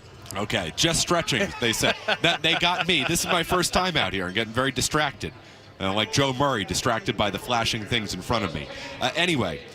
This, according to a report, Yahoo Sports, again, published this morning in Pro Football Talk, by Mike Florio. Quote, the Post gave Vrabel a longer time to respond than what is considered industry norms, and Patriots owner Robert Kraft took advantage of that extended time frame to put pressure on the reporter and the newspaper. A notorious crisis strategist made the call but was unsuccessful in neutering the story. So everybody's going to get into now the Patriots got involved in trying to squash the story. And, there's all kinds of behind-the-scenes stuff that goes on, when Page 6 wants to report on you. Here's what I want to get to, Rochie. Should Mike Vrabel speak between now and the NFL draft on this? Should he have a media availability to get this out of the way before the draft? So if I was advising Mike Vrabel, I would basically say yes. Yes. I would say expect a question or two about it, or I would even maybe avoid the question, and I would just start by saying, this is what I'm going to say. We've seen Bill Belichick do it a million times. This is what I'm going to say. This is all I'm going to say, and here you go, and go on. So the way I view it and the way I look at it, hey, everybody's business is everybody's business. Whatever you do, fine. You're the coach of a football team. I will add just one little caveat that I just, I'm just disappointed, put it that way, and just the whole story or what have you. Yes, so everybody's business is everybody's business. However, when there's a reporter involved, that makes it more of a job sports story than it is just a tabloid story. Now that, according to, again, Yahoo Sports and Mike Florio posting it, Robert Kraft has gotten involved maybe in this and trying to squash the story. Whether or not that actually happened, I don't know. Now, all of a sudden, that's a Patriot story. So the Patriots are involved in this. So, for the folks who say, well, you shouldn't ask him. It doesn't matter. It doesn't have anything to do with the football team. No, it does have to do with the football team. Now ownership is involved. If there's a journalist involved in this, that very much has to do with the football team. What information, potentially, does Diana Russini have about players on the Patriots? If I'm a player on the Patriots, I'm now a little bit concerned about that. Is information ever going to get out about me? I can tell you for a fact, Rochie, that there was a player on the Red Sox many years ago when John Farrell had his, the story came out about John Farrell and Jess Moran. There was a very well-respected player on the Red Sox who was here for a long time who had a real problem with all of that. And the attitude was, listen, there are guys in this clubhouse, there are guys in this locker room. Does a reporter now know something about us that I don't want a reporter to know about us? Will that ever get out? So this is a football story. Well, and I think what needs to happen is, I think more importantly, and what you said, should he answer, will he be asked a question about it? I think more importantly, he has to address it with his team. No doubt. I think that's the first thing that he needs to do, and just, hey, guys, let's discuss this as the men. Oh, my God. Are off. Look at how fast they're going. Yes, and that one of the problems you have here is I know it's a little downhill. It starts downhill. That's hard. Yeah. So that's the hills are a problem in Boston. That's what makes it the most difficult marathon in the world, because of what it does to your legs and running either up or down and too fast or too slow and what have you. But they are off and on they go, and now we'll have the women next. But getting back to that, I think that Mike needs to discuss it with his team first. Which he may do day one of them getting together. They start all this OTA start and everything else to getting underway. So I think that needs to be taken care of. And then again, I think he needs to someone will ask him about it and just address it and go from there. And he needs to answer to his boss, right. his owner, Robert Kraft, and then we move on. Yeah, no, he has things to answer for. I mean, internally for sure, because this is the type of thing that can cause. This is not somebody outside of media. It's not somebody outside of football. If it's somebody outside of media and outside of football, then it's, hey, you need to talk about that with your wife, and obviously whatever that may be. But that doesn't affect your job. This does affect his job. Should he speak before Thursday, though? And the reason I say that, there's going to be a kid getting drafted Thursday night, and is the press conference going to be asking Mike Vrabel about a potential relationship with an NFL reporter instead of asking about the kid who was drafted? And again, that's PR. That's up to Mike, and that's up to the Patriots. I'm going to say from a personal standpoint, if it was me in any situation like that, I would probably just get it out of the way. Yeah. You know, I think a lot of these Boston sports teams have issues with doing things like that. I've always been one of, if it's there and it's out there and you have to address it, address it. You can say whatever you want. You can come to and Mike is certainly capable of handling situations and saying what he wants. And again, I go back to he's got a personal life and what have you. But if you need to say something about it, get it out there and get it done. So maybe it's a good idea or a better idea of addressing it before a draft night. But if he addresses it on draft night, then say what you got to say, get it out there, and move on as an organization. I'd speak today. If I were advising them, I'd speak today. Get it out of the way. I mean, because there are going to be questions, and well, if there aren't questions, that'll be a story too. But there should be questions, and there will be questions, especially after again this new report. Headline: Patriots tried to stop New York Post from publishing the Mike Vrabel, Diana Rossini photos. 617-779-0985. We also have another headline this morning when it comes to the Patriots, right? Let's get to that on the other side. The latest with A.J. Brown. More on that here in the headlines, and then we'll continue to talk about that. We got one more segment to go, live from the starting line in Hopkinton, presented by your local Honda dealer. It's Matt McCarthy and Dan Roach in for Toucher and Hardy.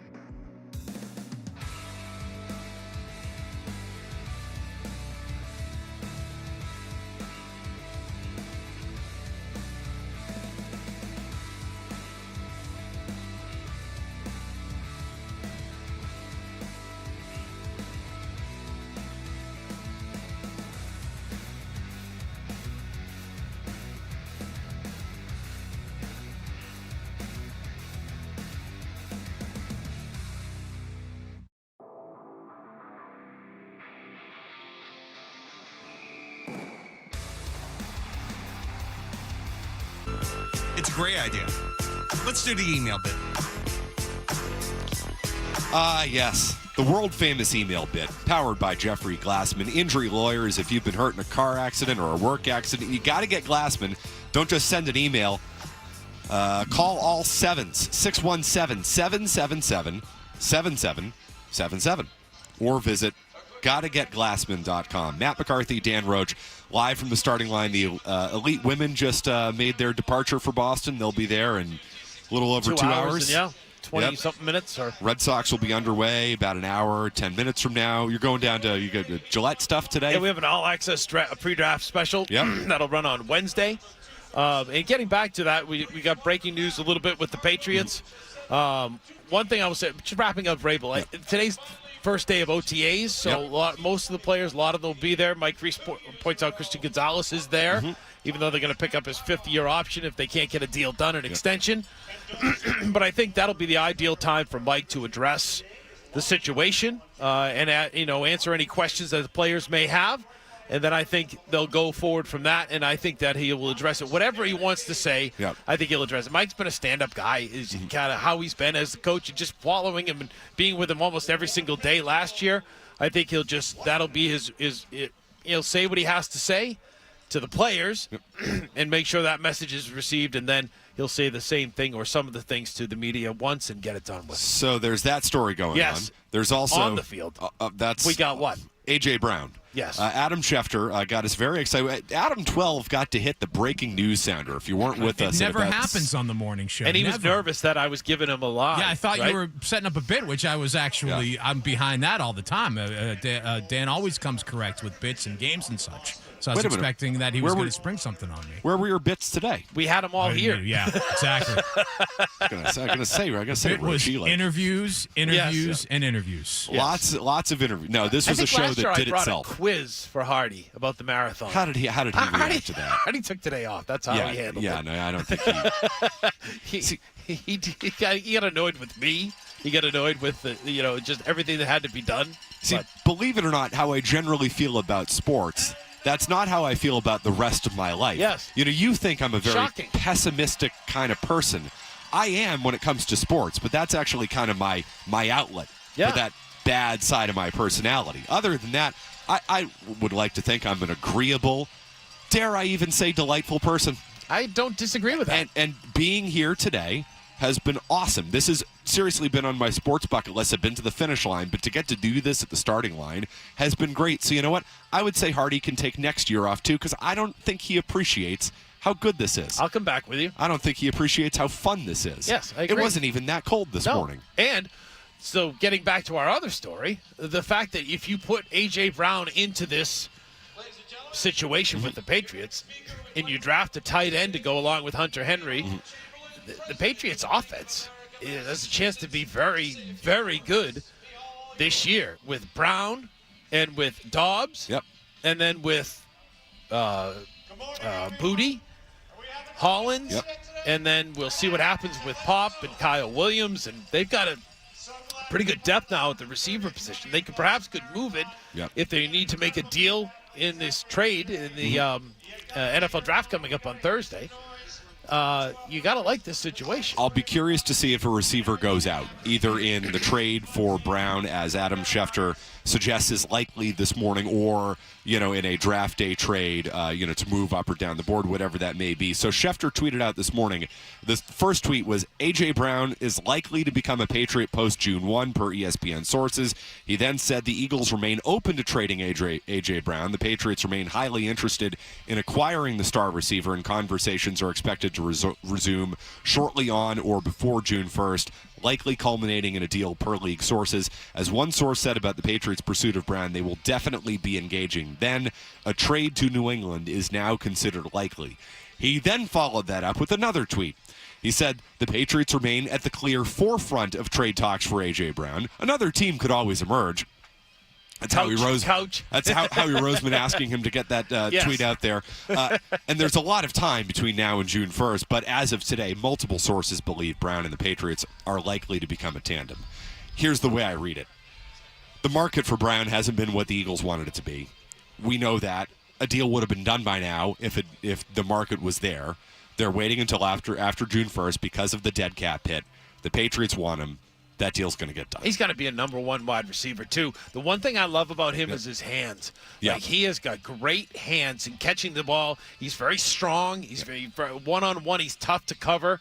And he just gives them a different weapon. He's different than Diggs. Everyone was so much into, Stephon Diggs did this. Stephon Diggs was coming back from a serious knee injury and a surgery. A.J. Brown's going to be 29. He's had 6 of his 7 years in the NFL. 1,000-plus yards receiving. He averages 8 touchdowns a season. He's played for Mike Vrabel. He knows Mike Vrabel, and Mike Vrabel knows him. Now you got Josh with this offense, that depth at wide receiver, plus the tight ends, and you're going to add another tight end. Plus you got your Ramondre, you've got Travion Henderson. They'll probably add another running back. And like you said earlier, if they can get the offensive line down, they're going to have injuries and what have you. But if they get that down, Drake May's got a lot of weapons to look and deal with in that offense. It's they got to address the trenches. Trenches number one. Tackle and I ideally. also think Will Campbell's going to be better. I hope so. Right? You got to improve. That's what the NFL does. Develop, draft, and develop. That's what the Patriots are all about right now. Yep. Well, you know who drafts and develops really well? We haven't spent much time on them at all today because they demolished the Sixers. The Celtics, drafting and developing. That has to be one of the takeaways from yesterday. Their depth is so much more impressive than I thought. The reason why Joe Mazzulla is a finalist for Coach of the Year, Coaching Staff of the Year, is you just look, they got rid of Porzingis, Holiday, and who am I forgetting? Holiday, Porzingis, Horford, and they just add guys, Shireman and Luka Garza and Vucevic and Keita stepped up, and they look like a team that's in contention to win a championship. That music means we got to get out of here. Rochie, seriously. That was a pleasure. This has been a pleasure. Thank Dennis and Tyler. Dennis and Tyler, we appreciate all their hard efforts, hard work here today. Studios, Ryan Beaton. Outstanding work this morning, gentlemen, truly. Thanks, 12. I will see you tomorrow in person. I will be there with Paul Perillo and Kendra Middleton. And I'll be working for WBZ every single day this week. Celtics, Bruins, Red Sox, Patriots. All right. Zolak and Bertrand from the Cask and